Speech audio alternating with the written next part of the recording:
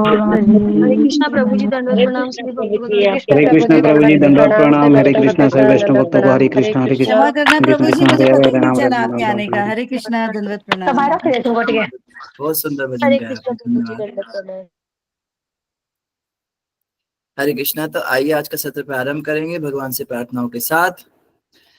जय राधा माधवा कुंज बिहारी, गोपी जन वल्लभा गिरिवरधारी, यशोदा नंदन ब्रज जन रंजन, यमुना तीरा वनचारी। जय राधा माधवा कुंज बिहारी। ओम नमो भगवते वासुदेवाय। ओम नमो भगवते वासुदेवाय। ओम नमो भगवते वासुदेवाय। नारायणं नमस्कृत्यं नरं चैव नरोत्तमं, देवीं सरस्वतीं व्यासं ततो जयमुदीरये। नष्टप्रायेषु भद्रेषु नित्यं भागवत सेवया, भगवती उत्तम श्लोके भक्तिर्भवति नैष्टिकी। कृष्णाय वासुदेवाय देवकी नंदनाय च नंदगोपकुमाराय गोविंदाय नमो नमः। जय श्री कृष्ण चैतन्य प्रभु नित्यानंद, श्री अद्वैत गदाधर शिवासादि गौर भक्तवृंद। गुरुवे गुरुचंद्राय राधिकाय ददालये, कृष्णाय कृष्ण भक्ताय तद्भक्ताय नमो नमः। मुखं करोति वाचालं पंगुं लंघयते गिरिं यत्कृपातमहं वन्दे श्रीगुरुं श्री परमानंद माधवं श्री चैतन्येश्वरम्। हरे कृष्णा कृष्णा कृष्णा हरे हरे, हरे राम राम राम हरे हरे। हरे कृष्णा। आप सभी भक्तों और माताओं का हार्दिक स्वागत है आज के श्रीमद् भागवतम की इस कक्षा में। स्वागतम सुस्वागतम। और हम चर्चा कर रहे हैं श्रीमद् भागवतम स्कंद 1 अध्याय नंबर 10 और श्लोक संख्या 6। आज हम 6 नंबर श्लोक पढ़ेंगे। 5 नंबर श्लोक हमने कल पढ़ा था और पिछले श्लोक में हमने तो 4th नंबर किया था प्रभु जी उसका। आज 5 नंबर प्रभु जी। अच्छा 5 करना था। जी फिर ज्यादा ही एडवांस में ले गए हम आप लोगों को। ठीक है 5th नंबर करते हैं।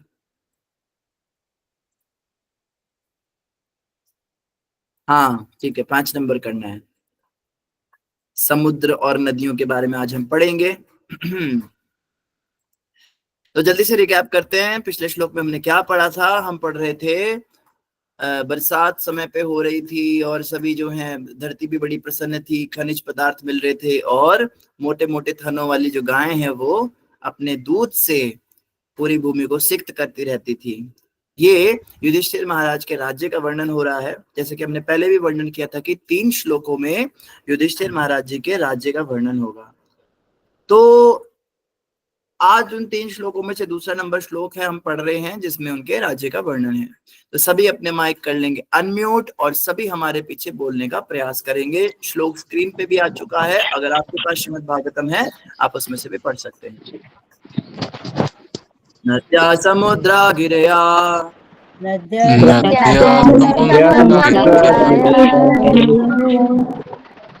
सवना सद्भिरुधा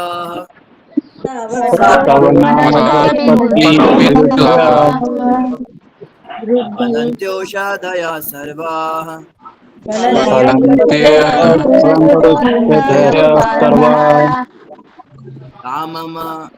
काममन्वितस्य वै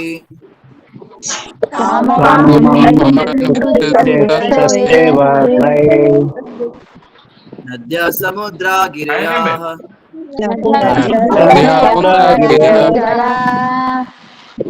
तवन्स्पति विरुधः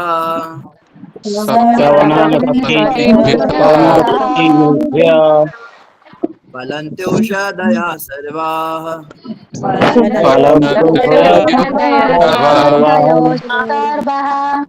काममन्वितस्य वै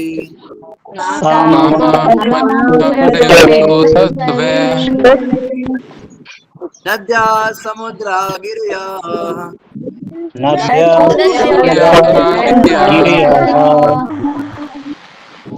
सवनासि विरुधः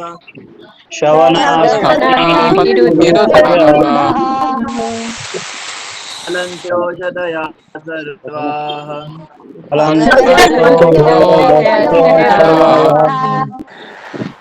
काममन्वितस्य वै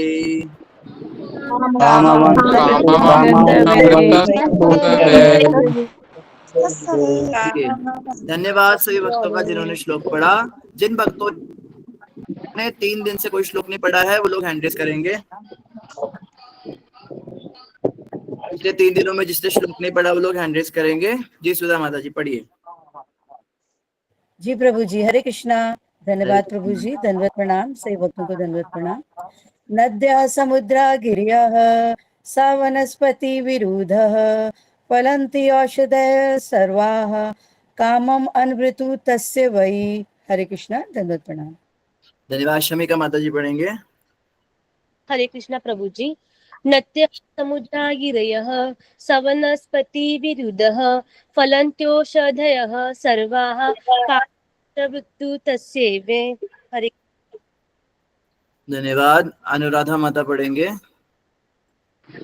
हरे कृष्ण प्रभु जी, दंडवत प्रणाम के चरणों में सभी भक्तों को दंडवत प्रणाम। नद्या समुद्रा गिरयः सवन सती फलन फलन सर्वा काम हरे कृष्ण प्रभु जी, दंडवत प्रणाम। बहुत बहुत धन्यवाद। कोई और भक्त श्लोक पढ़ना चाहते हैं जिन्होंने पिछले 3 दिनों में कोई श्लोक ना पढ़ा हो? नए डिवोटीज हैंड रेज क्यों नहीं करते हैं? जो नए जुड़े हैं भक्त लोग वो हैंड रेज क्यों नहीं करते हैं? इसके पीछे क्या कारण है? इसकी छानबीन की जाए। रंजना माता जी पढ़ेंगे। हरे कृष्णा प्रभु जी, आपको चरणों में दंडवत प्रणाम, सभी भक्तों को दंडवत प्रणाम।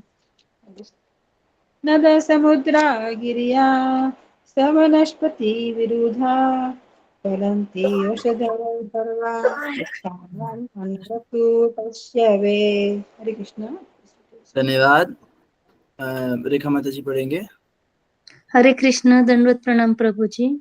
नद्यः समुद्रा गिरयः स वनस्पति विरुधः फलन्त्योषधयः सर्वाः काममन्वृतु तस्य वै। धन्यवाद प्रभु जी। धन्यवाद। शिखा माता जी पढ़ेंगे।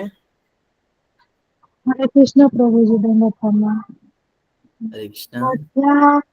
समुद्र नद्याः समुद्रगिर्यः सवनस्पति विरुद्धः फलन्ति फलमित्योषधयः सर्वाः काममन्वितः तस्य वै।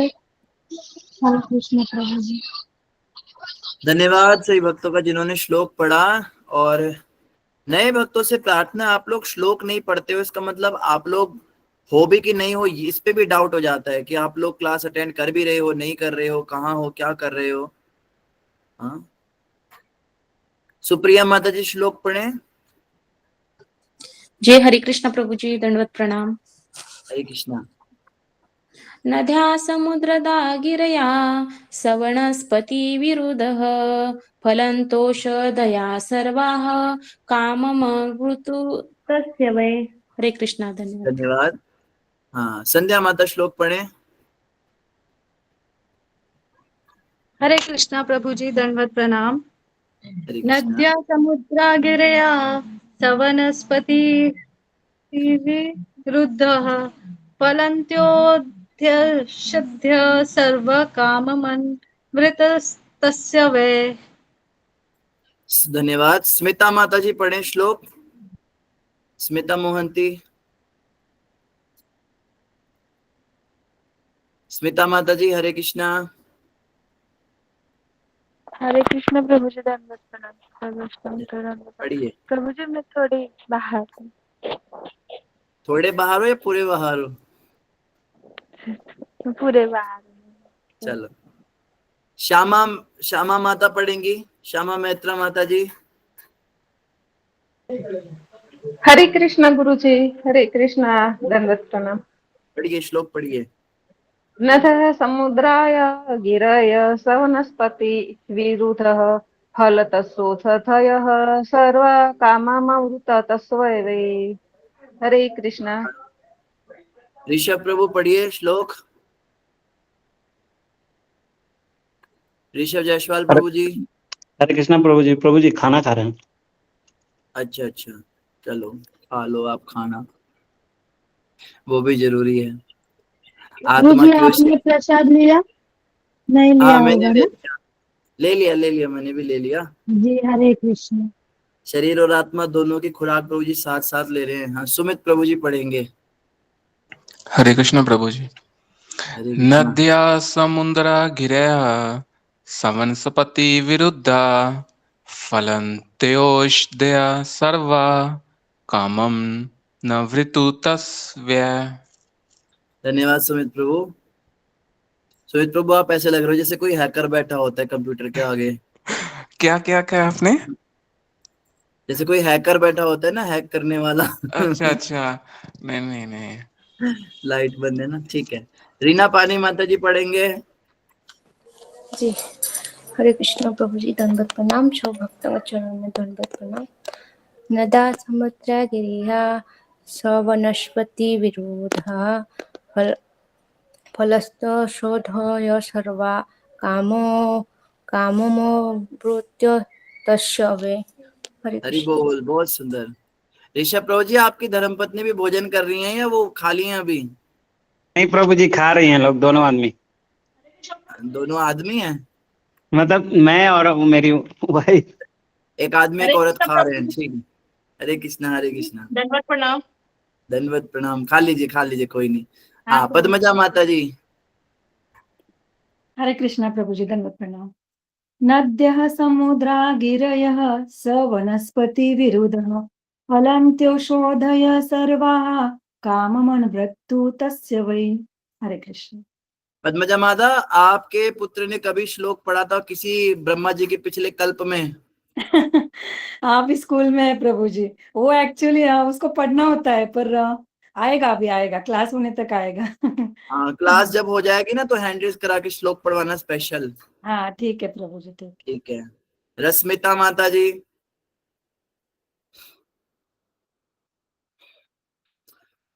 रश्मिता माता, हरे कृष्णा, श्लोक पढ़िए।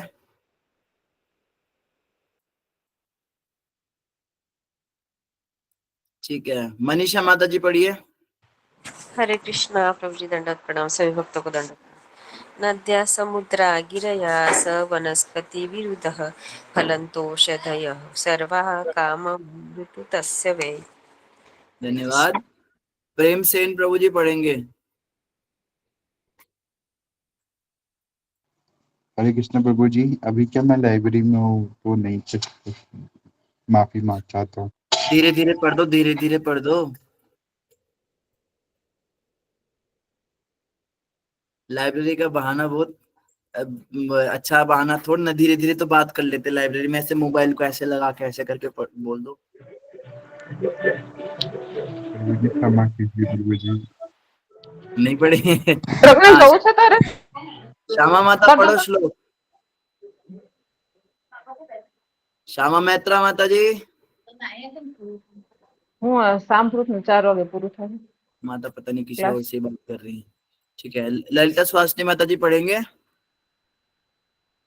हरे कृष्ण प्रभु दंडवत प्रणाम। हाँ जी प्रभु जी, पढ़। नद्या समुद्र गृह स वनस्पति विरुद्ध फलन्तो सद्य सर्वा काम तस्य वै। हरे कृष्ण। धन्यवाद। राधिका माता पढ़ेंगे। हरे कृष्ण प्रभु जी, दंडवत प्रणाम। सभी भक्तों को दंडवत प्रणाम। नद्य समुद्र गिराय स वनस्पति विरुद्धः फलन्तो शताय सर्वा कामा मनमंत्र तस्य वै। हरे कृष्ण। धन्यवाद। ये झूमा घोराई माता जी की आवाज सुने हुए कम से कम 3-4 हजार वर्ष बीत गए। झूमा माता जी। जी हरे कृष्ण प्रभु जी, दंडवत प्रणाम। जी नहीं धन्यवाद। प्रभु जी। पढ़ो पढ़ो आप श्लोक पढ़ो। जी प्रभु जी। हाँ, हरे कृष्ण। नद्या समुद्रा गिरः सवनस्पति विरुधः फलनातो सदाय सर्वा कामवित्तु तस्य वै। हरे कृष्ण प्रभु। धन्यवाद। दया गौरांग दास प्रभु जी पढ़ेंगे। दया गौरांग प्रभु। हरे कृष्ण प्रभु। हरे कृष्णा, श्लोक पढ़ सकते हैं प्रभु जी? यस, नद्य समुद्र अग्रयः सवनस्पतिः फलन्त्योपदयः सर्वा कामस्तन्वृत्तु तस्य वै। थैंक यू प्रभु जी, बहुत सुंदर। थैंक यू वेरी मच प्रभु। हरे कृष्णा। बेनुका माता जी पढ़ेंगे।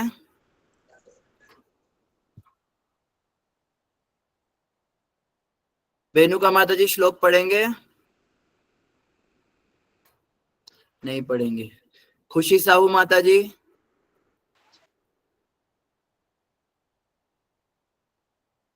माता आपका माइक म्यूट है।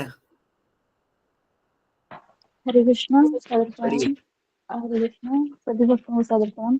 नद्यः समुद्र गिरया स वनस्पति विरुधः फलं त्योषधयः सर्वो काममद्युव तस्यवे। हरि बोल। धन्यवाद। सभी का हो गया? कोई रह गए? सबने जिन्होंने पढ़ लिया कृपया हैंड डाउन कर लीजिए अपना। राधिका माता जी आपने पढ़ लिया? हाँ प्रमोद प्रभु, आप श्लोक पढ़ना चाहते हैं? हरे कृष्णा।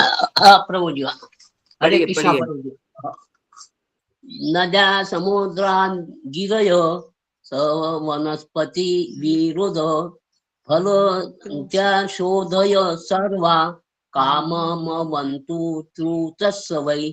हरे कृष्णा प्रभु जी, दंडवत बहुत प्रणाम। बहुत धन्यवाद सही भक्तों का जिन्होंने श्लोक पढ़ा। और इससे पता चलता है कि आप सब अटेंटिवली सुनते हैं, बस दिखते नहीं हमको, आप अदृश्य हो जाते हैं। आपका आवाहन करने पे आप दर्शन देते हैं, जैसे देवलोक के निवासी भी आपके जैसे ही होते हैं। संभवतः आप सब देवलोक से आए होंगे, तो पिछले जन्म की कुछ आपकी आदतें बदली नहीं अभी तक।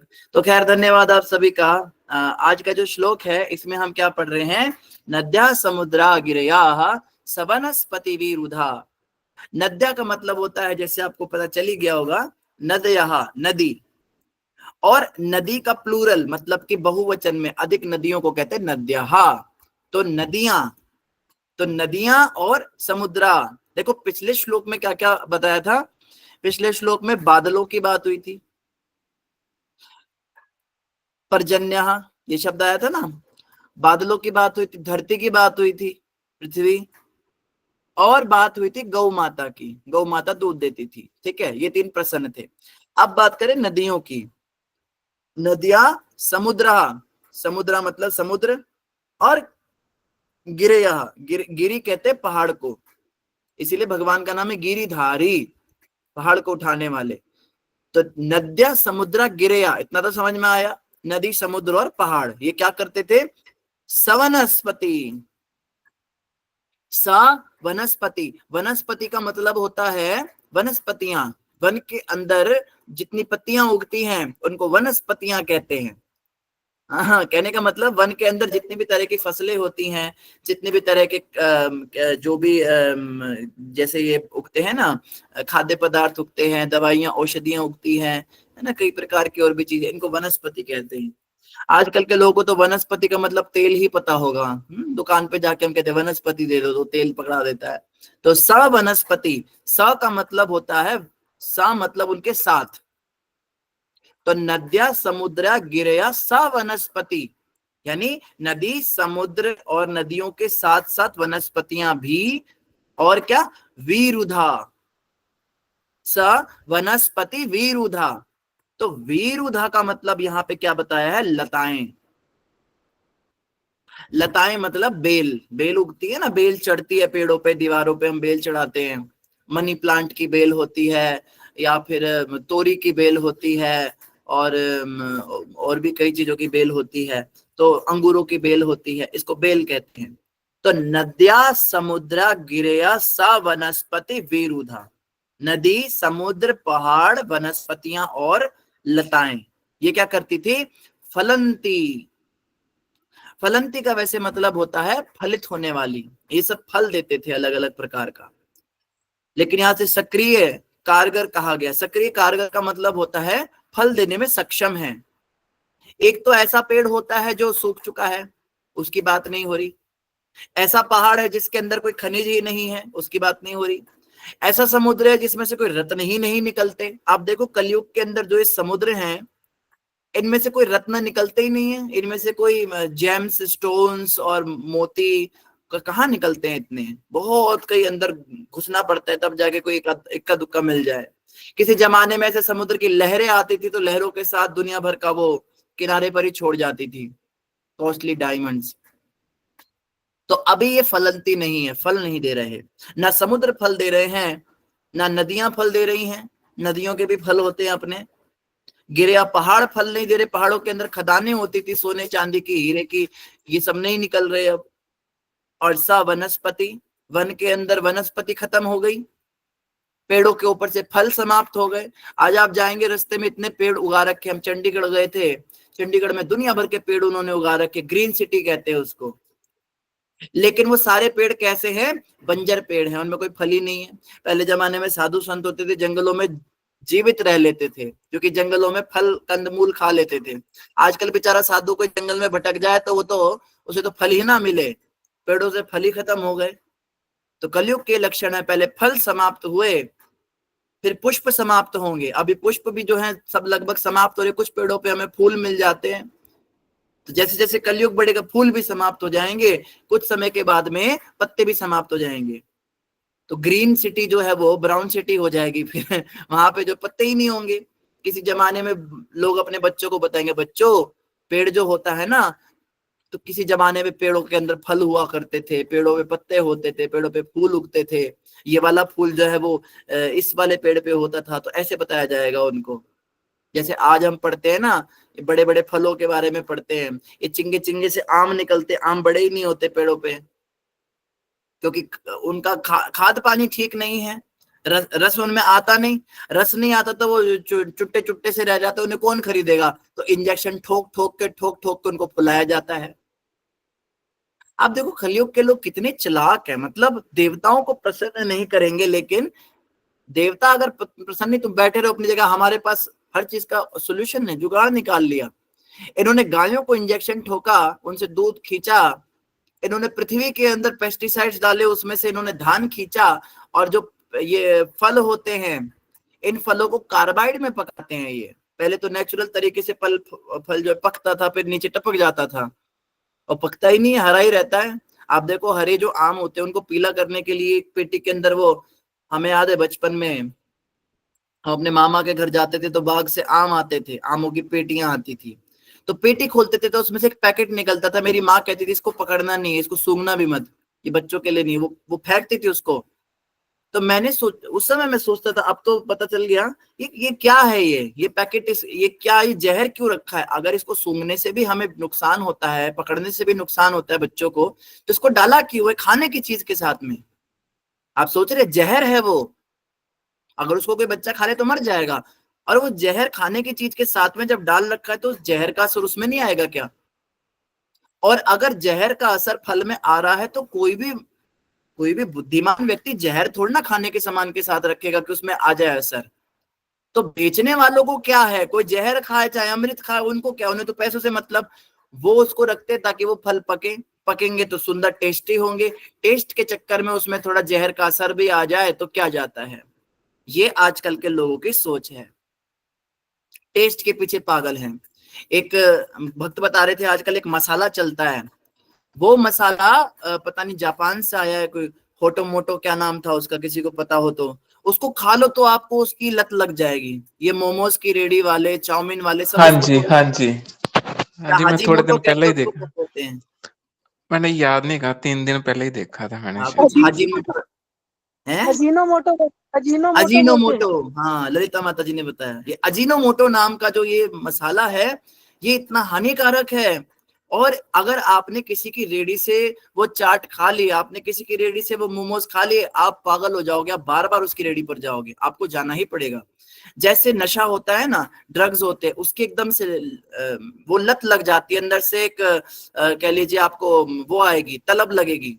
तो सभी भक्तों को सावधान कर रहे हैं, आप में से अगर किसी की कोई फेवरेट रेडी है ना, जहां जाए बिना आप रह नहीं पाते, प्रभु जी वहां का वो बड़ा टेस्टी होता है, आप चेक कीजिएगा, वो आपको अजीनोमोटो तो नहीं खिला रहे, क्योंकि ये डोपामिन हार्मोन रिलीज करता है हमारे अंदर और हमें एक मेमोरी देता है कि ये रेडी पे बड़ा टेस्टी भोजन, हालांकि उसकी रेडी में कोई टेस्ट नहीं है।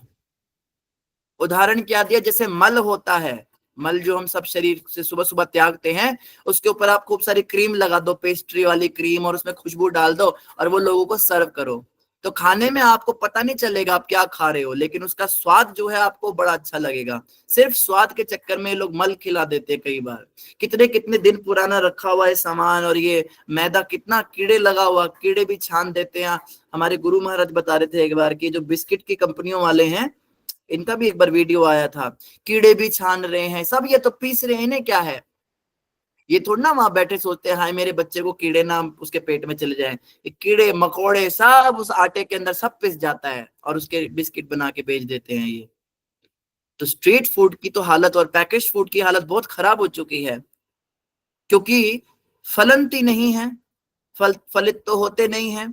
तो ये टेस्ट बढ़ाने के लिए अब ना तो इनके आम में स्वाद है, ना इनके मोमो में स्वाद है। एक वक्त बता रहे थे वो, ये भी एक लड़का था, गांव का रहने वाला था, गांव में अच्छा पीछा खा पी के बड़ा हुआ था, अच्छा मक्खन मलाई दूध घी सब खाया था उसने, हट्टा कट्टा था।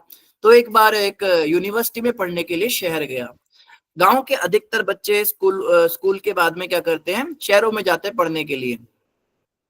तो शहर में रहने का कोई ठिकाना नहीं था, तो कॉलेज के हॉस्टल में रह रहा था। तो उसके हॉस्टल में ऐसा बताते हैं कि उसका हॉस्टल थोड़ा सा वीराने स्थान में था, जंगल की तरफ हॉस्टल था वो, और जो उसकी खिड़की थी उसके बाहर पूरा जंगल ही था। मतलब जैसे उसका कमरा है तो कमरे की जो खिड़की है इधर की तरफ वाली, उसके बाहर जंगल ही है। तो किसी ने उसको सलाह दी थी इसको बंद ही रखना, ये दरवाजा कभी खोलना मत, यहाँ पे कई बार जानवर वगैरह भी आ जाते हैं। तो रात को सो रहा था, सोता तो क्या ही था, रात को सीख गया था शहरों में तो रात को जागते ही हैं। तो उसने क्या देखा, अचानक से उसके खिड़की के बाहर एक लड़की दिखाई दी, और बड़ी सुंदर लड़की घूम रही है जंगल में। अब उस बेवकूफ को इतना समझ में नहीं आया कि इतनी आधी रात में कोई लड़की जंगल में क्यों घूमेगी। तो वो ध्यान से देखने लगा, तो वो लड़की उसकी तरफ भी देख रही है और एकदम से भाग गई घबरा के। तो सोचा पता नहीं कोई लड़की होगी क्या करती है। अगली रात वो लड़की फिर आ गई, अब उसको देख के इशारे कर रही है, वो भी इशारे कर रहा है, वो भी हाय हाय कर रहा है, हेलो, वो भी हेलो हेलो कर रही है। तो वो उसकी खिड़की के पास आ गई, तो खिड़की के पास आई तो बातचीत होने लगी। तो बताती है मैं ऐसे ऐसे पास के घर में रहती हूँ जंगल में, और यहाँ पे मैं रात को लकड़ियां वगैरह चुनने आती हूँ, दिन में लोग करने नहीं देते। तो बातचीत करते करते जो है पूरी रात बीत गई। तो जैसी सुबह होने वाली थी 2-3 बजे तक वो चली गई अपने घर। तो अब क्या हुआ, ये सिलसिला बढ़ने लगा। अब वो लड़की जो है रोज रात को इससे बातें करती। तो एक रात को क्या, वो अपने साथ में सामान भी लाई खाने का, बहुत सुंदर। उसने जैसे कपड़ा हटाया तो बड़ा सुंदर उसमें केक पेस्ट्री पिज्जा सब बड़ा कुछ लेकर आई थी वो उसके लिए, आप ही खाइए। तो वो लड़का उनको खाने लगा। अब क्या हुआ, रात को सोता नहीं था, लड़की से बातें करता था, इसकी आंखों के नीचे गड्ढे पड़ गए, इसकी तबीयत बिगड़ने लगी, इसका शरीर बिल्कुल पतला होता चला गया, इतना सूख के हड्डी जैसा हो गया ये, और शरीर पीला होने लगा, इसको कोई बीमारी पनपने लगी। तो इसके बाकी जो हॉस्टल के रूममेट्स थे, अच्छा उस लड़की ने स्ट्रिक्टली मना किया था मेरे बारे में किसी को मत बताना, नहीं तो हमारा घर तुड़वा देंगे, ये कर देंगे। तो उसने किसी को बताया नहीं। सब पूछते थे भाई तुझे क्या बीमारी हो गई, तू बता बता बता, बहुत पूछा। तो किसी ने उसने बताया नहीं। तो उसके घर पे फोन कर दिया आपका बेटा बहुत ज्यादा बीमार हो चुका है। तो घर वालों ने जब बुलाया तो घर में आया तो बहुत बवाल, पहले तो आ ही नहीं रहा था, जबरदस्ती उसको घर बुलाया गया, ये सत्य घटना बता रहे हैं आपको। तो उसको जबरदस्ती जब घर बुलाया तो घर वालों ने देखा ये क्या हालत बना ली। तो कहता है मुझे वापस जाना है, मुझे वापस जाना है, मुझे वापस जाना है। कहते चला जाइए वापस, लेकिन पहले तबीयत तो ठीक कर ले। तो डॉक्टरों को दिखाया, डॉक्टरों को कुछ समझ नहीं आ रहा है। तो गांव के लोग तो होते थोड़े समझदार, उन्होंने एक तांत्रिक को पूछा, उसको बताया। तो उन्होंने कहा कोई भूतनी है जो इसको कुछ खिला रही है, और वो क्या करती है, वो इसको कुछ भोजन करा रही है, उस भोजन की वजह से इसका हालत खराब हो रहा है। तो उन्होंने कहा कोई लड़की आती तुझे कुछ खिलाती? नहीं नहीं कोई नहीं आती, कुछ नहीं होता, सच सच बता। नहीं नहीं नहीं ऐसा नहीं वैसा नहीं, बहुत मना कर रहा है। तो घर वालों ने कहा चल देख बेटा, तू हमें अपना माता पिता मानता है? कहते हाँ।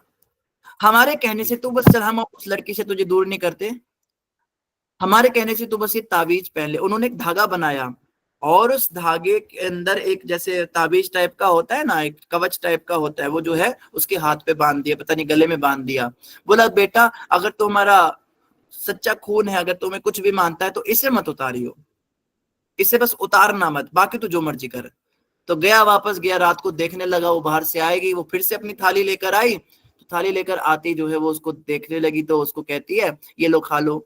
तो जैसे उसने उस चुड़ैल ने उसको देखा तो वो लड़के को देखते चिल्लाने लगी, ये क्या पहना है तुमने, इसको उतारो, तुरंत उतारो इसको।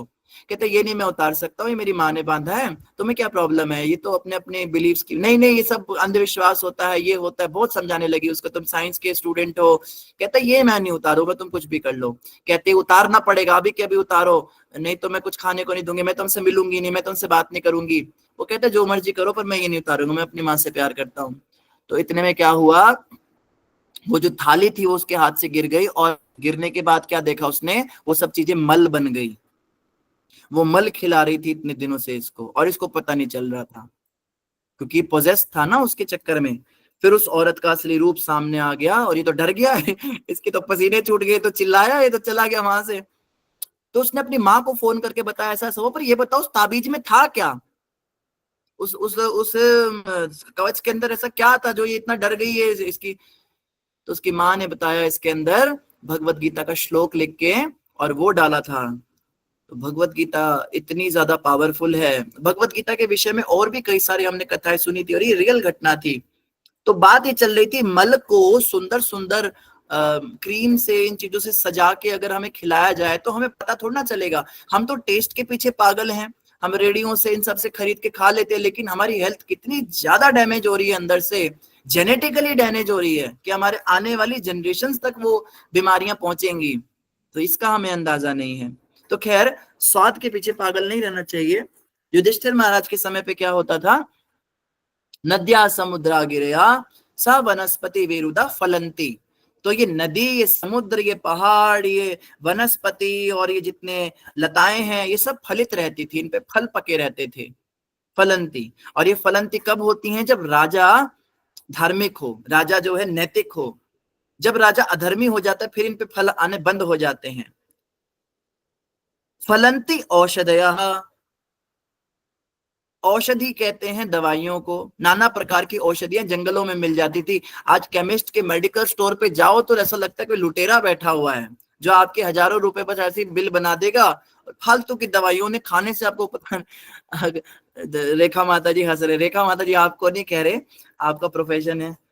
मेरे ख्याल से और भी धर्मराज प्रभु या ऋषभ प्रभु भी दुकानों में बैठे। आप लोग दवाइयां तो नहीं बेचते, कोई बुरा तो नहीं मानना हमारी बात का। हाँ, कोई दवाई बेचने वाले, मैं तो दवाई नहीं बेचता हूँ। हाँ दवाई नहीं बेचना, आप दवाई बेचने वाले लुटेरे होते हैं। मैं तो गाड़ी का दवाई है, गाड़ी का दवाई। मैकेनिकल ललिता माता भी दुकान पे बैठी। ललिता माता तो नहीं दवाई बेचती। नहीं प्रभु जी, हमारे को चीनी चावल दाल का काम। चलो, तो दवाइयां बेचने वाले तो जैसे एक बार एक लड़का था, वो कुछ अपना कराने गया, इलाज करा के आया डॉक्टर के पास में। तो डॉक्टर ने कहा ये जो कागज है ये बाहर दुकान वाला उसको दिखा देना, उसको पता चल जाएगा। वो कहता है इस कागज में लिखा क्या है। वो बड़ी कोशिश कर रहा है पढ़ने की, उसको समझ ही नहीं आई। अब डॉक्टर की राइटिंग खाली कंपाउंडर समझता है या केमिस्ट समझता है, तो बड़ी कोशिश कर रहा है। ये डॉक्टर लोग जानबूझ के ऐसी राइटिंग लिखते हैं जो खाली केमिस्ट को समझ में आए, तो उसको समझ ही नहीं आ रही। फिर उसने केमिस्ट को दिखाया, केमिस्ट ने जैसी कागज पढ़ा उसने फटाफट खूब सारी दवाइयां निकाल दी। वो कहता है मैंने भी इसको पढ़ने की इतनी कोशिश करी, इसमें क्या लिखा है ऐसा जो मैं पढ़ नहीं पाया, जो तुम्हें समझ में आ गया, और इसमें लिख के क्या दिया डॉक्टर ने। वो कहता है किसी को बताना मत, डॉक्टर ने इस कागज में लिख के दिया है इस आदमी को मैं जितना लूट सकता था लूट लिया, अब तू भी लूट ले। तो ये लिख के दिया डॉक्टर ने उसको, मैं तो इसको लूट लिया जितना मैं लूट सकता था, अब मैं तेरे पास भेज रहा हूँ, तू भी इसको खूब लूट ले। तो मैंने खूब सारी दवाइयां तेरे को दे दी। तो खैर, कहने का मतलब क्या है, ये वनस्पति क्या क्या नाम, औषधिया, औषधि जो है जंगलों में मिल जाती थी, तो आपको केमिस्ट के पास जाके लूटने की जरूरत ही नहीं थी। आज से ज्यादा पुराना नहीं, 50 साल पहले चले जाइए आप, 50-60 साल पहले घर के अंदर 90% बीमारियां, चोट, परेशानियों की दवाइयां तो माँ जो है रसोई से ही ले आती थी।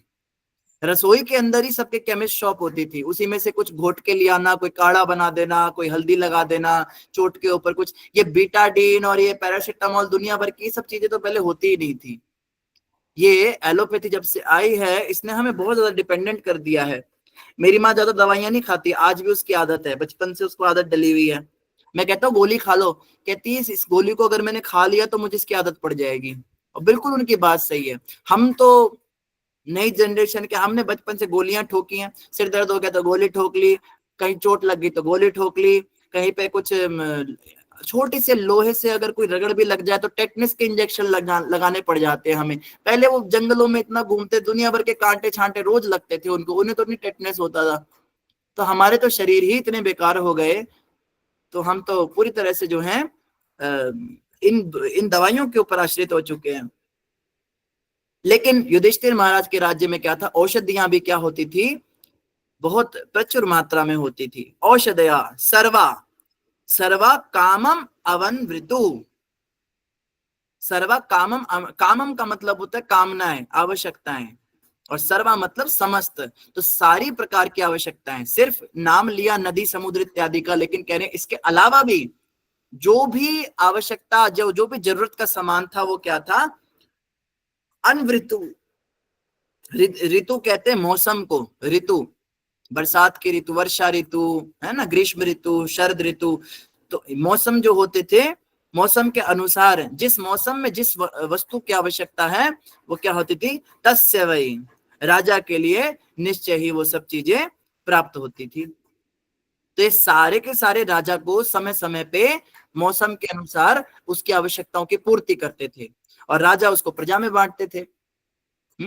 प्रत्येक ऋतु में नदियां, समुद्र, पर्वत, जंगल, लताएं तथा कारगर औषधियां प्रचुर मात्रा में राजा को अपना अपना कर चुकता करती थी। ये कर के समान उनको देती थी, जैसे कर होता है ना, टैक्स चुकाया जाता है, तो नदियां और समुद्र भी टैक्स चुकाते थे। सोचिए, राजा को लाके फल अर्पित करते थे, पेड़ जो होते थे, औषधियां, जंगल औषधियां लाकर देते थे। तो इस तरह से राजा के पास खूब समृद्धि थी, और ये धर्मात्मा राजा थे, इसलिए ये उन सबको अपने पास नहीं रखते थे, ये प्रजा में उसको बांट देते थे। जिसको जिस वस्तु की आवश्यकता होती थी उसको वो वस्तु बांट देते थे। तो ऐसा कुछ था महाराजा युधिष्ठिर का राज्य, और इस प्रकार से धर्म पूर्वक वे रह रहे थे। तो आज हम यहीं तक पढ़ेंगे, कल हम इसके तात्पर्य पर चर्चा करेंगे। और अगर आप में से किसी भक्त को कोई प्रश्न है आज की कथा से रिलेटेड तो आप प्रश्न पूछ सकते हैं।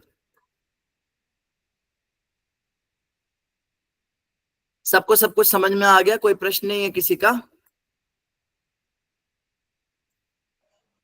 हरे कृष्णा प्रभु जी। हरे कृष्णा सुमित प्रभु।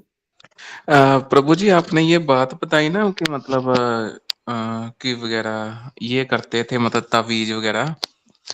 तो ये मतलब ना, जब मैं शॉप पर जाता था ना, आज अब तो गया नहीं, मतलब कभी 10 साल पहले, तो रास्ते में ना का घड़ा होता था, टूने किए हुए थे, वो होते थे मतलब वहां पर। तो मैं वहां से पास से नहीं, मतलब थोड़ा दूर से गुजरता था।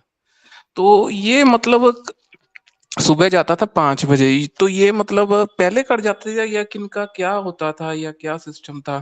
कुछ दिन पहले मुझे सूर्या का भी फोन आया, वो सुबह गया था 5 बजे पंचकुला से, कहते पंचकुला में भी ऐसी जगह था किया हुआ था, मैं वहां से गुजरा था, कहता मैं। तो ये मतलब क्या सिस्टम है, एक घड़ा या ऐसे कुछ चीजें रखी होती है? हाँ, ये सब बड़ा नुकसानदायक होता है। एक डिवोटी है, वो बता रहे थे, वो तो कंठी पहने हुए डिवोटी, प्रॉपर मतलब माला करने वाले, कंठी पहने, 4 नियम पालन कर रहे हैं। वो बता रहे थे एक बार वो कहीं जा रहे थे, दिल्ली की बात है ये, तो रास्ते में उनको कचरे के ढेर में एक जगन्नाथ जी की पेंटिंग दिखाई दी।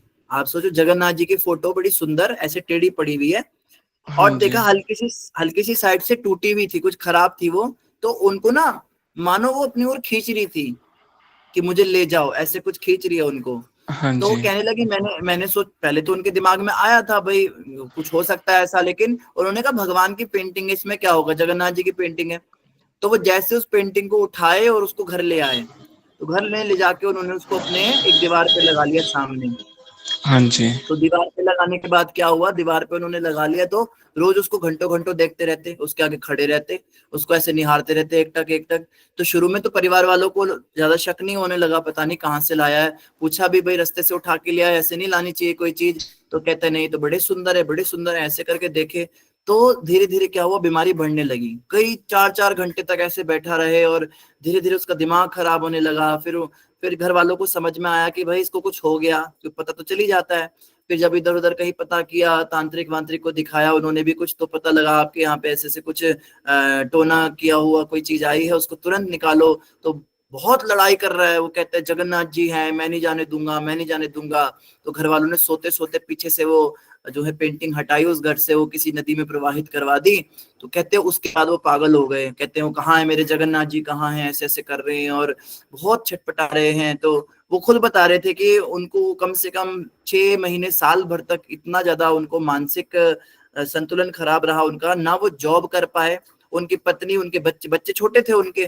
तो कहते घर वाले इतने परेशान हो गए, जॉब करने लायक नहीं रहे, कुछ कहीं आने जाने लायक नहीं, बहकी बहकी बातें करना। तो उनका फिर इलाज कराया गया, डिवोटीज ने इलाज कराया। आज भी वो ठीक नहीं है पूरी तरह से। इस बात को कोई 6, 7, 8 साल हो गए।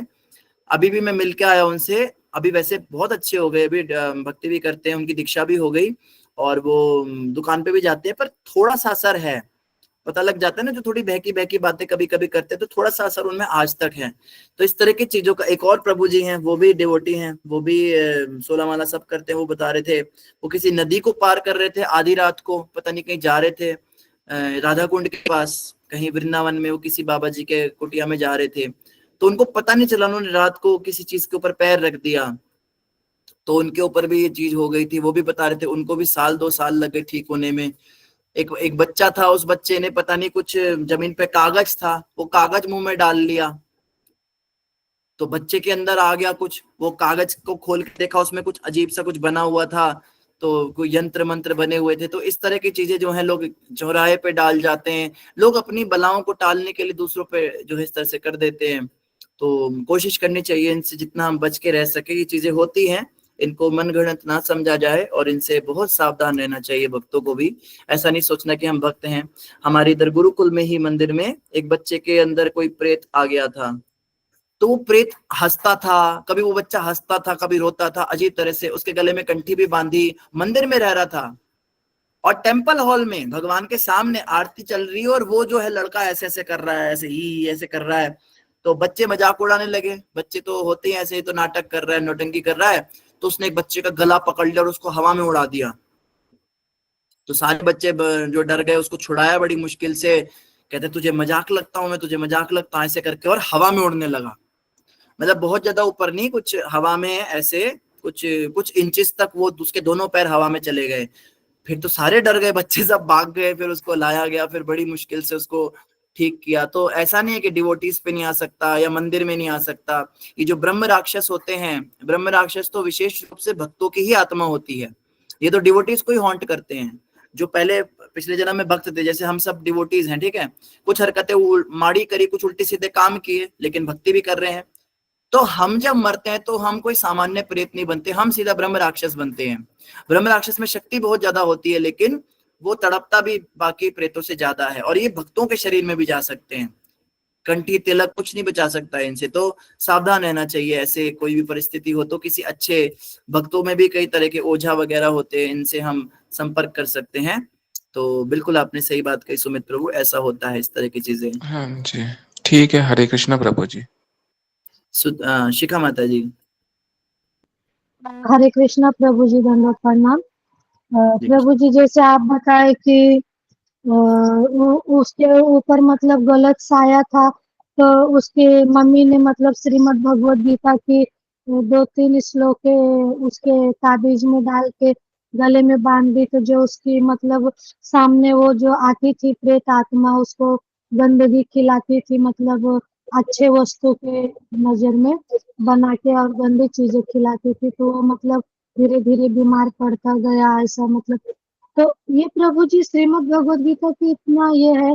और उसके बाद अभी जो आप बता रहे थे कि मतलब किसी ने मतलब कंठी माला पहनी थी, उसके बावजूद किसी ने मतलब जगन्नाथ भगवान जी का फोटो फेंका था कचरे में, मतलब जादू टोना करके उसने उठा लाया, तो उससे प्रॉब्लम हो गई। तो प्रभु जी फिर कंठी माला पहनने के बाद भी, तिलक लगाने के बाद भी अगर ऐसी प्रॉब्लम हो रही, तो फिर हमें कैसे सोचेंगे कि ये भगवान का फोटो है या जादू टोना करके फेंका हुआ है? तो फिर हम तो कंफ्यूज हो गए ना फिर प्रभु जी।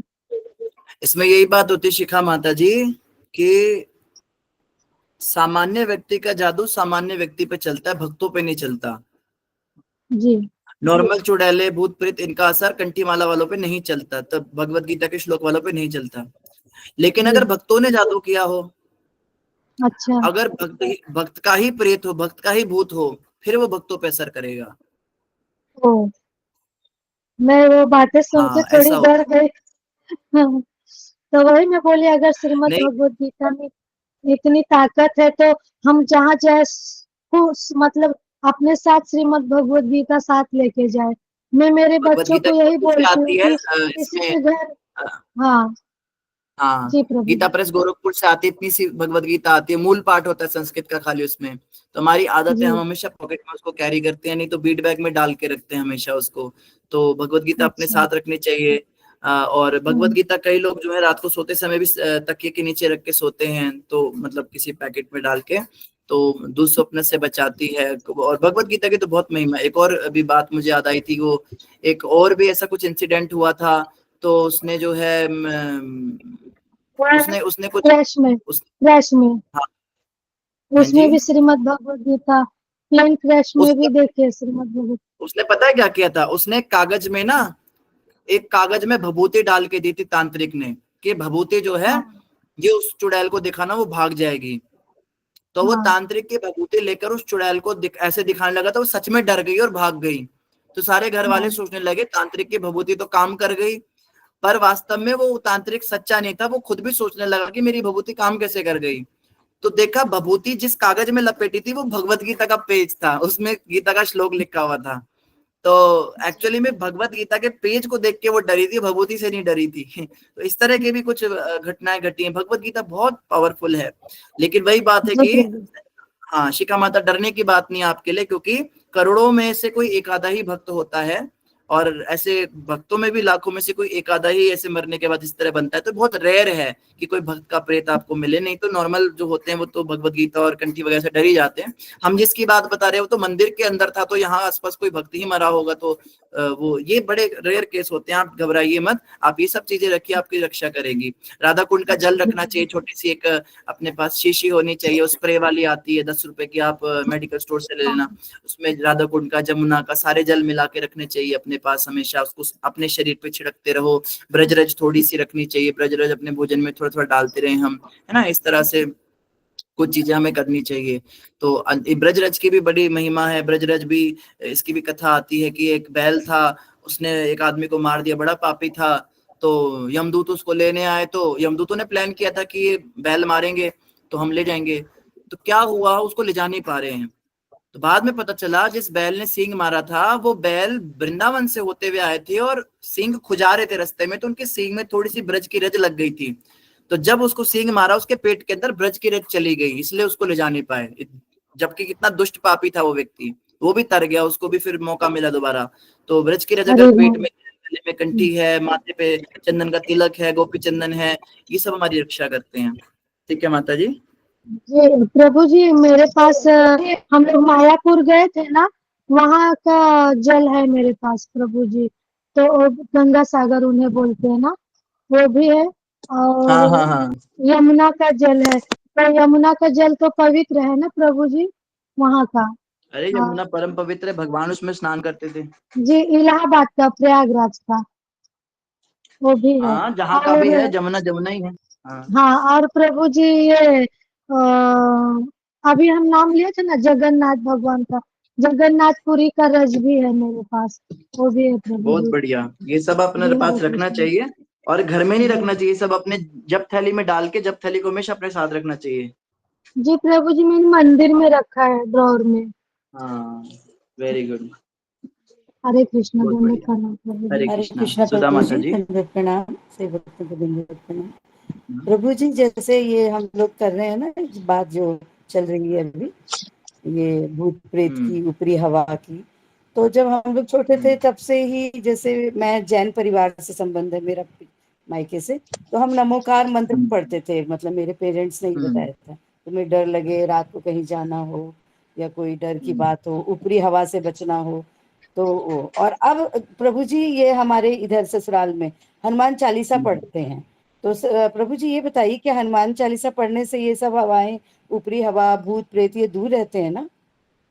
बिल्कुल बिल्कुल, हनुमान चालीसा बहुत पोटेंशियल है उसमें। हनुमान जी हाँ, का वो, भूत ये प्रेत प्रामाणिक तुलसीदास प्रेत। जी की कृत है। हाँ बिल्कुल बिल्कुल, इसमें कोई डाउट नहीं, कोई शक नहीं। हाँ, तो ये मतलब ठीक है, हम लोग हमारे घरों में बिल्कुल मतलब बिल्कुल। ये हनुमान चालीसा का पाठ मतलब डेली होता है, हनुमान सुंदरकांड चालीसा है। बहुत पावरफुल है, हनुमान जी से हाँ सारे भूत जी, डरते हैं, चुड़ैले भूत सब डरते हैं।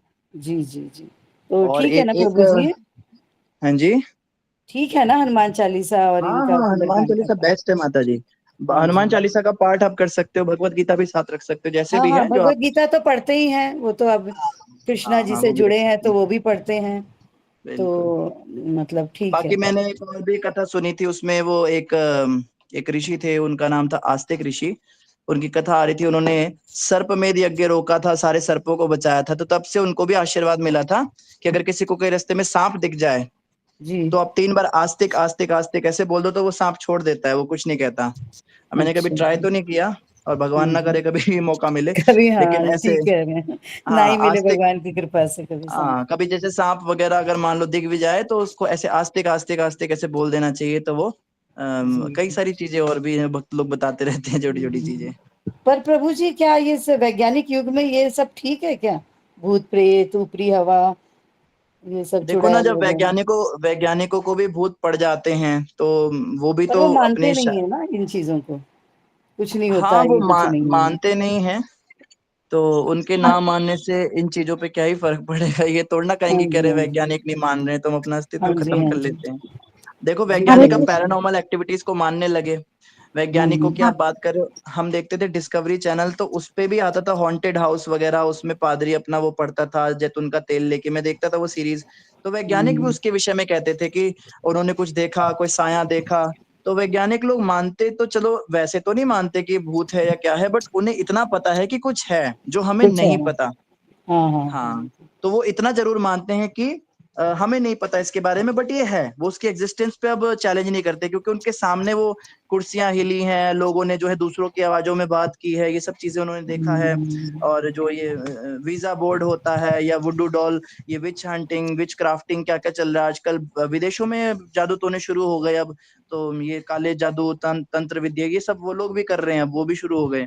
तो अब इन चीजों हाँ को जी। वैज्ञानिक भी समझ रहे हैं, तो ये चीजें बिल्कुल होती हैं, इनका असर होता है। मेहंदीपुर बालाजी है ना जो प्रभु जी, मेहंदीपुर जी बालाजी, जी जी। वहां पर इनकी ये सब चीजों का उपाय है, वहां जाते हैं लोग हाँ अधिकतर, और हाँ, है ये बालाजी, सब कुछ। हनुमान जी जो है ना, हनुमान जी एक हाँ जी। सात्विक देवता हैं और एक वैष्णव देवता हैं, उनकी बात अलग है। जैसे बाकी हम कहते हैं ना नॉर्मली कि दूसरे देवताओं की हमें नहीं इतना, क्योंकि हम कृष्ण भक्त हैं, तो लेकिन हनुमान जी जो है वो भगवान के परम वैष्णव शिरोमणि हैं, और वो भगवान शिव के ही अंश अवतार हैं।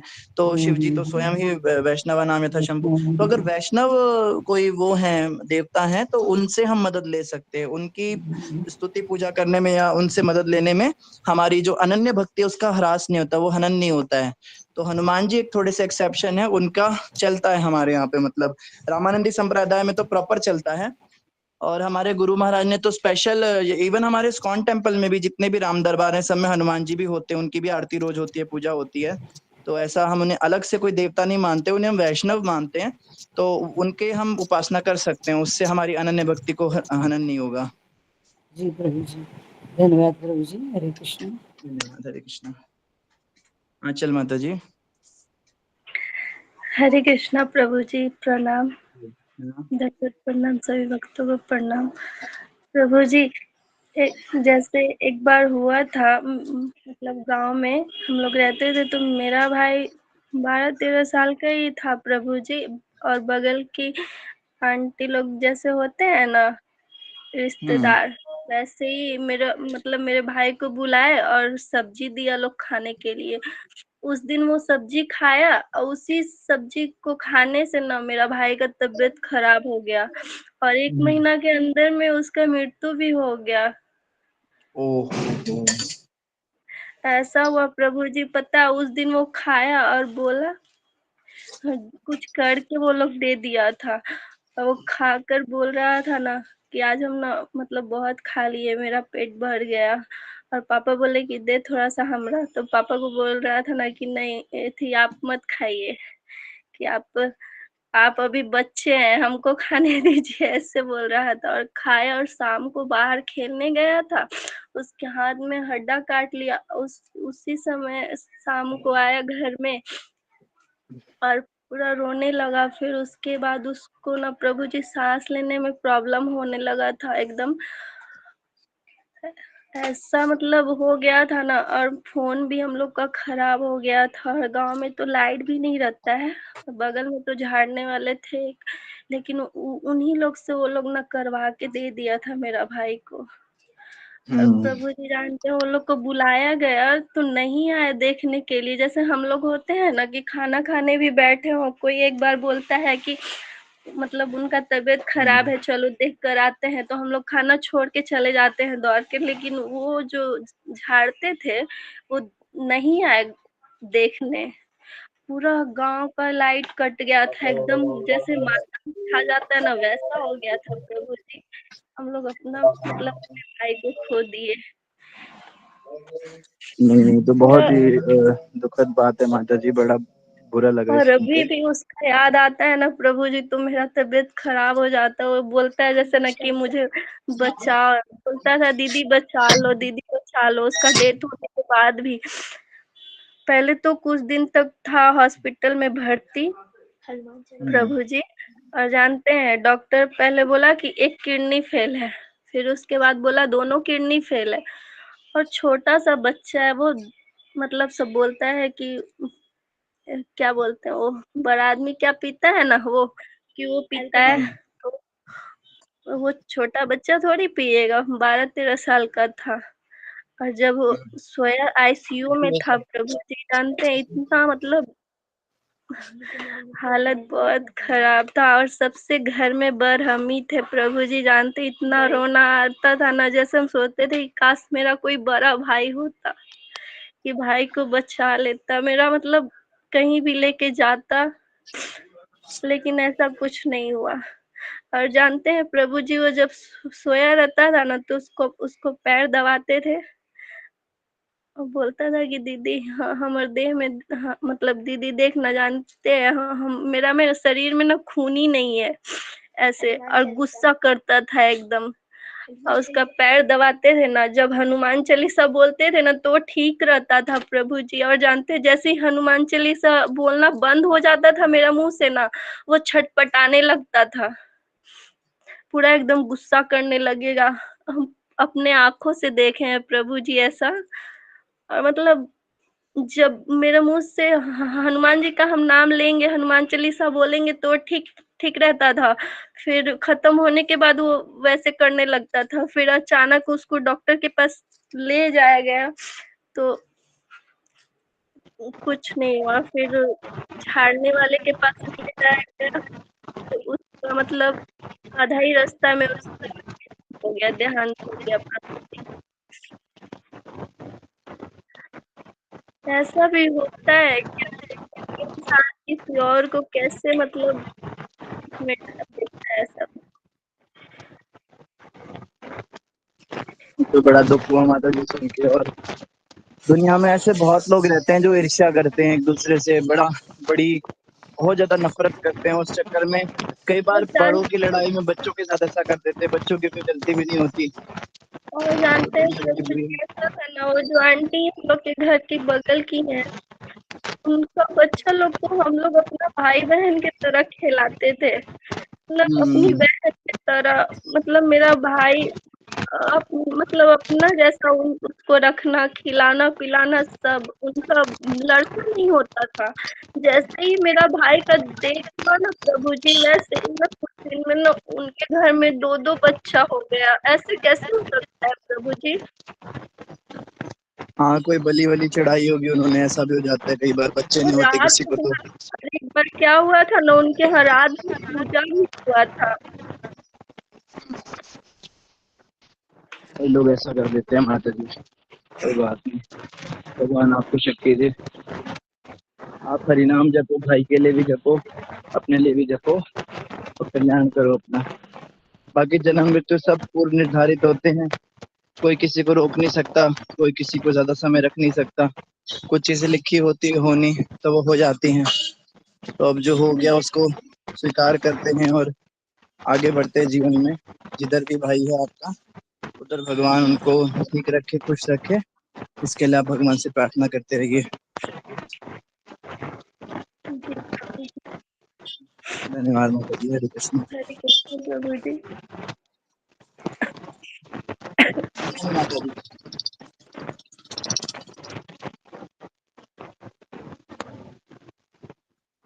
हरे कृष्णा प्रभु जी। हरे कृष्णा। हरे कृष्णा प्रभु जी। जी माता जी। प्रभु जी आपका यहाँ पर तो ये दो लाइन जो आई है ना लास्ट में, फैक्ट्री तथा औजारों पर आश्रित रहकर जीने की कृत्रिम शैली से कुछ ही व्यक्ति को तथा कथित सुख प्राप्त होगा और वो भी लाखों लोगों का सुख सुनकर। तो ये प्रभु जी थोड़ा सा समझाइए ना कैसे। मैं आपका प्रश्न समझा नहीं माता जी। आवाज नहीं सही तरह आ रही है। हेलो हरे कृष्णा प्रभु जी, आ रही है आवाज? थोड़ा डिस्टर्बेंस आ रहा है, ऐसा लग रहा है कि आप चल रहे हो। पता नहीं कभी यहाँ आवाज ऐसी थोड़ी आ रही है। आपके फोन में कोई कनेक्टिंग डिवाइस तो नहीं लगा? इसकी वजह से तो नहीं डिस्टर्बेंस हो रही। ईयरफोन वगैरह लगा के रखो तब भी ऐसा होता है। वो तो नहीं लगाती प्रभु ईयरफोन। ठीक है फिर कैसे से मैं लगा करती हूँ, लगा करके फिर से लगा। हाँ करती प्रभु जी, लगा करती हाँ हाँ। देखती हूँ। मोतीलाल प्रभु जी का माइक ऑन है। हाँ जी, अब ठीक है।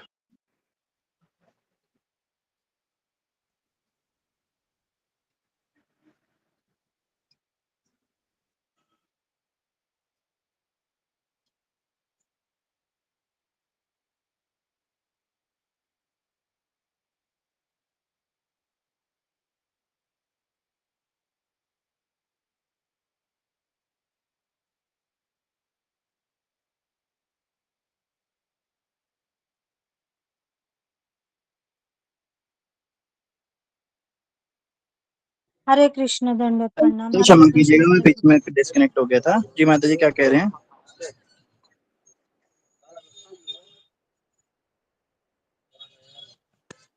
हरे कृष्णा प्रभु जी, आवाज आ रही है?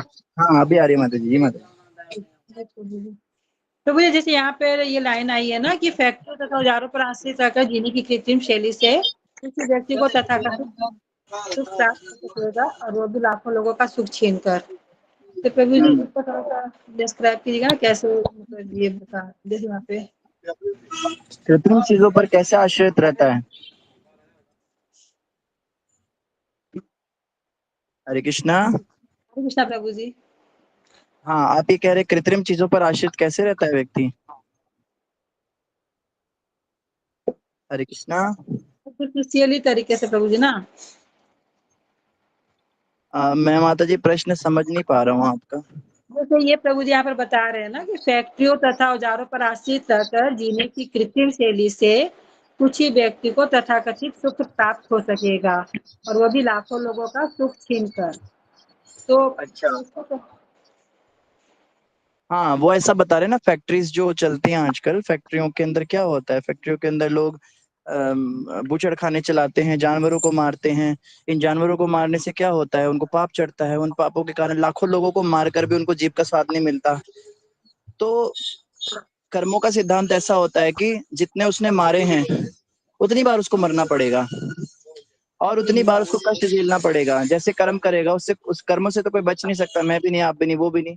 कोई व्यक्ति कहे हम मानते नहीं इन चीजों को, तो अगर तुम नहीं मानते कि सामने वाले खंबे में बिजली है तो तुम्हारे उसको छूने से तुम्हें बिजली नहीं लगेगी क्या? तो कोई माने या ना माने, ये प्रकृति के नियम बड़े कठोर हैं, बच्चे पर भी लागू होते हैं। कोई छोटा बच्चा भी अगर छू लेता है तो बिजली का खंबा ये नहीं देखता कि बच्चा है या बूढ़ा है। तो कोई मासूम व्यक्ति है, कोई अपने आप को कहे भाई हम इतना नहीं शास्त्र जानते, हम पढ़े लिखे नहीं हैं, तो इसमें प्रकृति के नियम कुछ नहीं कर सकते। तो जो व्यक्ति इस तरह से कृत्रिम रूप से मशीनों पर आश्रित रहता है, बड़े सोफिस्टिकेटेड तरीके से जानवरों को मारता है और बड़ी बड़ी फैक्ट्रियां खोल के बैठा है, गायों को इंजेक्शन लगा लगा के उनसे दूध निकालता है, उनको कष्ट देता है, उसका व्यापार करता है, ऐसा दूध पीने वाले को भी पाप लगेगा और निकालने वाले को भी पाप लगेगा। तो इस तरह से वो व्यक्ति कर्मों के बंधन में फंसता चला जाता है। तो ये बात यहाँ पे बताई जा रही है। ये बहुत बहुत धन्यवाद प्रभु जी। कृष्णा माता जी। धन्यवाद। जी ऋषभ प्रभु जी। हरे कृष्ण प्रभु जी, दंडवत प्रणाम प्रभु जी। हेलो, हरे कृष्ण प्रभु जी, दंडवत प्रणाम। प्रभु जी जन्माष्टमी है, उसमें 56 भोग हम घर पे लगाते हैं भगवान को। तो बाजार में ये 56 भोग का जो प्लेट मिल रहा है एक पैकेज में, उसमें लोहे का बर्तन पे येलो कलर का ये चढ़ाया रह रहा है। तो भगवान को लोहे का बर्तन में नहीं लगा सकते ना? लोहे का बर्तन छोड़िए, जो वो बना रहे हैं वो भी नहीं लगाना चाहिए, उसमें सब मिलावट की चीजें होती हैं, इतना अच्छा नहीं होता नहीं उसको नहीं, लगाना। वो तो करते हैं, मतलब जो स्वीट वीट या हैं? जो भी लगाते हैं। जो बर्तन है, बर्तन पे पूछ रहा है, मतलब बर्तन लोहे के बर्तन पे तो नहीं लगा सकते आपका ना? प्रश्न मैं समझ गया, लेकिन आपका जो प्रश्न नहीं है ना, मैं उसका भी उत्तर देना चाहता हूँ। क्योंकि जी जी। जो हम दुकान से खरीद के कुछ भी लाके भगवान को लगा देते हैं, तो असली जो भावना है वो तो खत्म ही हो गई। हमने 56 भोग को एक पदार्थ समझ लिया कि कोई चीज है खाने की जो भगवान को भोग लगानी होती है। जबकि भगवान गीता में साफ साफ कहते हैं कि दुर्योधन ने भी 56 भोग मेरे को सर्व किए थे, बट मुझे पदार्थ नहीं, वस्तु नहीं चाहिए, मुझे वो भक्ति भाव चाहिए जिससे उसको बनाया गया हो। अब दुकान वाला थोड़ा ना भगवान के लिए बहुत नाम जपते हुए भक्ति भाव से बनाता होगा, वो तो जानवर खाए, इंसान खाए, भगवान खाए, उसको कोई मतलब नहीं। इससे बेटर ये होगा कि हम अपने घर में बड़े प्यार से भगवान के लिए चाहे 2 भोग बना दें, लेकिन बड़े भक्ति भाव से, बड़े प्रेम से, यशोदा मैया की तरह। अब भगवान गोपियों का माखन खाते थे, तो गोपियां प्रेम से बनाती थी तो खाते थे ना। तो ऐसे दुर्योधन जैसी मेंटालिटी वाले लोग जो होते हैं, जो दूसरों के पैसे लूटने के लिए, या कम से कम भक्त तो नहीं है दुकान वाला, ठीक है ना, इनके इनके भोग भगवान नहीं खाते।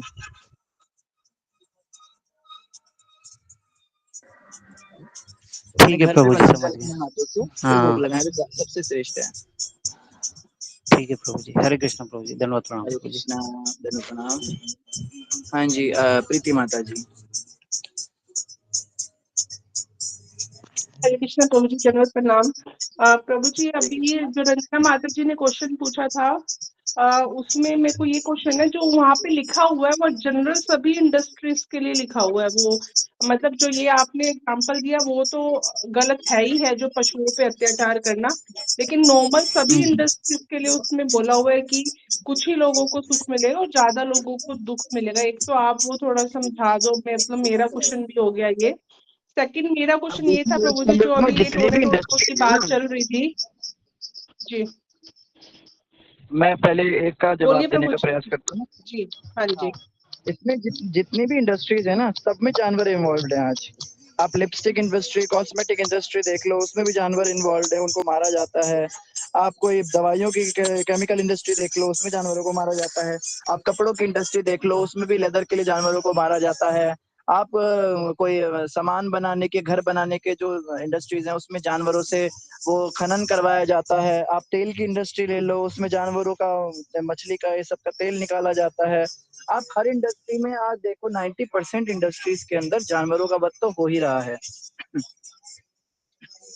तो उस तरह से जानवरों पे ये बात डायरेक्टली हम रिलेट कर सकते हैं। बाकी आपका भी कहना सही है कि प्रभुपाद जी हो सकता है किसी और के भी बारे में बात कर रहे हो, किसी और के वध के बारे में बात कर रहे हो यहाँ पे। नहीं, लेबर फोर्स के बारे में भी हो सकता है प्रभु जी की इतने इतने आज जो लोग काम कर रहे हैं उस इंडस्ट्रीज में, ऐसा भी हो सकता है। मतलब ये भी हो सकता है, ये तो होगा जो आप बता रहे हो, प्लस कि वो जो लेबर काम करती है, 12-12 घंटे काम कर रही है, 16-16 घंटे काम कर रही है, उन लोगों को भी तो एक तरह से दुख ही मिल रहा है। ये भी बात हो सकती है ना जो प्रभु ये जी। मजदूरी, बंधुआ मजदूरी है, और चाइल्ड अब्यूज के केस आजकल बहुत ज्यादा आ रहे हैं, या ये प्रोस्टिट्यूशन चल रहा है, चाइल्ड प्रोस्टिट्यूशन, मोलेस्टेशन चल रहा है, और मार्केट्स चल रहे हैं बहुत बड़े बड़े जो इसके ऊपर चल रहे हैं। तो वहां पर इंसानों का भी बहुत जान का वैल्यू नहीं है, उनकी भी, इंसानों की जान की भी कीमत आजकल बहुत छोटी हो चुकी है। तो जी बिल्कुल जी सही बात प्रभु है जी, आपकी तो माता जी। आप वो जी जी प्रभु जी, मतलब ये भी शायद प्रभुपाद जी ने जो जनरल एक बात लिखी है, उसका मतलब वो सारा एरिया वो कवर कर रहे हैं, एनिमल्स को भी, ह्यूमन बिल्कुल, बींग्स को भी, सबको। तो जितना आप प्रभु इसको जी खोलते जाएंगे ना, हर जगह रिलेट होता चला जाएगा ये। जी जी प्रभु जी, एक क्वेश्चन मेरा ये था, जैसे अभी बात हो रही थी ये टोने टोटको वाली, तो मतलब जैसे बोलते हैं कि सब कुछ पहले से लिखा हुआ है। जैसे एक श्लोक भी भागवतम में आया था 2nd चैप्टर में, कि जैसे हम दुखों के लिए प्रयास नहीं करते, दुख अपने आप आ जाते हैं, तो सुखों के लिए भी प्रयास मत करो, वो अपने आप आएंगे, क्योंकि वो आपकी जो लिखा हुआ है वो आएगा। तो ये सब कुछ पहले से लिखा होता है, तो ये टोने टोटके करके कैसे हम किसी और का लिखा हुआ चेंज कर लेते हैं, या अपना लिखा हुआ चेंज कर लेते हैं, वो तो कैसे पॉसिबल ही नहीं है। तो वो ये कैसे इसको सही कह सकते हैं प्रभु जी, या हम में इतनी पावर कहाँ से आ गई कि हम किसी और को दुख दे सकते हैं? तो वो तो कैसे हुआ तूने प्रभु टोटके जी? भी लिखे हैं ना। तो वो तो मतलब हम चेंज कर सकते हैं मेरा भाग्य, कि मेरे को दुख है, मैं अपना दुख किसी और को ट्रांसफर कर सकती हूँ उन टोने टोटकों से। भगवान कहते हैं कर्म पे आपका अधिकार है, फल पे आपका अधिकार नहीं है। तो कर्म पे तो हमारा अधिकार है, ठीक है ना। हम अपना आगे का जो आने वाला भविष्य वो तो बदल सकते हैं, और जो पिछले अभी जो फिलहाल हमारे ऊपर आ रहा है वो भी कहीं ना कहीं हमने कर्म किया था तो उसके अनुसार आया। तो एक तरह से हम कह सकते हैं कि हमारे साथ जो भी हो रहा है वो हमारे हाथ में ही है, ठीक है। अब आप कह सकते हो कि भूतकाल में जो हो गया वो तो हमारे हाथ में नहीं है, वो तो हो गया, उसका कर्म तो हमारे पे आएगा ही आएगा। तो उसके लिए फिर भगवान कहते हैं भक्ति योग के द्वारा वो भी समाप्त हो जाते हैं कर्म हमारे। और जो दुख कष्ट हमें लिखे हैं होने वो फिक्स होते हैं, वो पहले से लिखे हुए हैं। अब हमारे को मरना है, और उस औरत के साथ जैसे उस बच्चे का बताया गया पिछले जन्म का उसका कुछ बकाया रहता होगा, उसने उसके साथ कुछ किया ही होगा, तो वो बदला लेने आई है वो आत्मा, और वो अपना बदला ले गई। या फिर अगर इस जन्म में उसने कर्म किया तो अगले जन्म में ये बच्चा उससे बदला लेगा। तो ये चलता रहता है सिलसिला जी कर्मों का। जी जी प्रभु जी, वही मैं पूछना चाह रही, जैसे भी आंचल माता जी के भाई के साथ वो बहुत दुखद था बहुत, तो लेकिन वो पहले से रिटर्न होगा ना कि भी ऐसा होगा, या बिल्कुल फिर? बिल्कुल, हाँ ये सब रिटर्न ठीक है होता है। प्रभु जी। जी इसमें प्रभु। इसमें चित्रकेतु महाराज की कथा आती है। महाराजा चित्रकेतु का 1 लाख रानियों से भी कोई पुत्र नहीं हुआ, कोई संतान नहीं हुई। तो नारद जी से जबरदस्ती उन्होंने आशीर्वाद मांगा, तो जबरदस्ती आशीर्वाद मांगा पुत्र का, तो उन्होंने आशीर्वाद देकर एक पुत्र उत्पन्न किया, उसका नाम रखा हर्षशोक। तो हर्षशोक जो था उसको जब वो पैदा हो गया तो राजा जो है वो खाली उसी रानी के साथ में ज्यादा समय बिताने लगे जो हर्षशोक की माँ थी, बाकी रानियों को देखना ही बंद कर दिया। तो सभी रानियों ने मिलके 999 जो रानियां थी उन सभी ने मिलके क्या किया, उस बच्चे को जहर दे दिया और उसको मार दिया। तो एक तरह से हम कह सकते हैं अकाल मृत्यु थी। पर जब राजा बहुत रोया, बहुत शोक किया, उसने कहा नहीं मेरे बच्चे को जिंदा करो जिंदा करो। तो उस जीवात्मा को जब नारद मुनि ने बुलाया तो बड़ा हैरत अंगेज करने वाली, बड़े चौंकाने वाली बातें उस बच्चे ने कही। उसने कहा कि कौन किसका माता कौन किसका पिता मैं किसी को नहीं पहचानता यहाँ पे, और आप अपने आप को मेरा पिता क्लेम कर रहे हो। कितने जन्म ऐसे हुए जिसमें मैं आपका पिता रहा हूँ। तो ये सब केवल शारीरिक संबंध है जो बदलते रहते हैं। फिर उसने बताया कि अच्छा तुम जीवित होना चाहते हो? उसने कहा नहीं मैं दोबारा जीवित नहीं होना चाहता। क्यों? वो कहते हैं कि पिछले जन्म में मैंने क्या किया था, मैंने बचपन में मेरी माँ ने मुझे एक कंडा जलाने के लिए दिया था, गोबर का सूखा कंडा। तो मैंने उसको चेक नहीं किया, मैंने उसको जलाया तो उसमें असंख्य चींटियां जल के भस्म हो गई, उसमें चींटियां लगी हुई थी। वही चींटियां जो हैं इस जन्म में ये सब मेरी माएँ बन गई। 1 लाख जो रानियां हैं ये सब वही चींटियां हैं। तो भगवान का ऐसा अरेंजमेंट है, भगवान की इतनी कृपा है, एक जन्म में ही मेरा सारा कर्म समाप्त हो गया, सबने मिलके मुझे मार दिया। नहीं तो मुझे एक एक करके जन्म लेना पड़ता, और एक एक चींटी अपना बदला अलग अलग तरीके से लेती।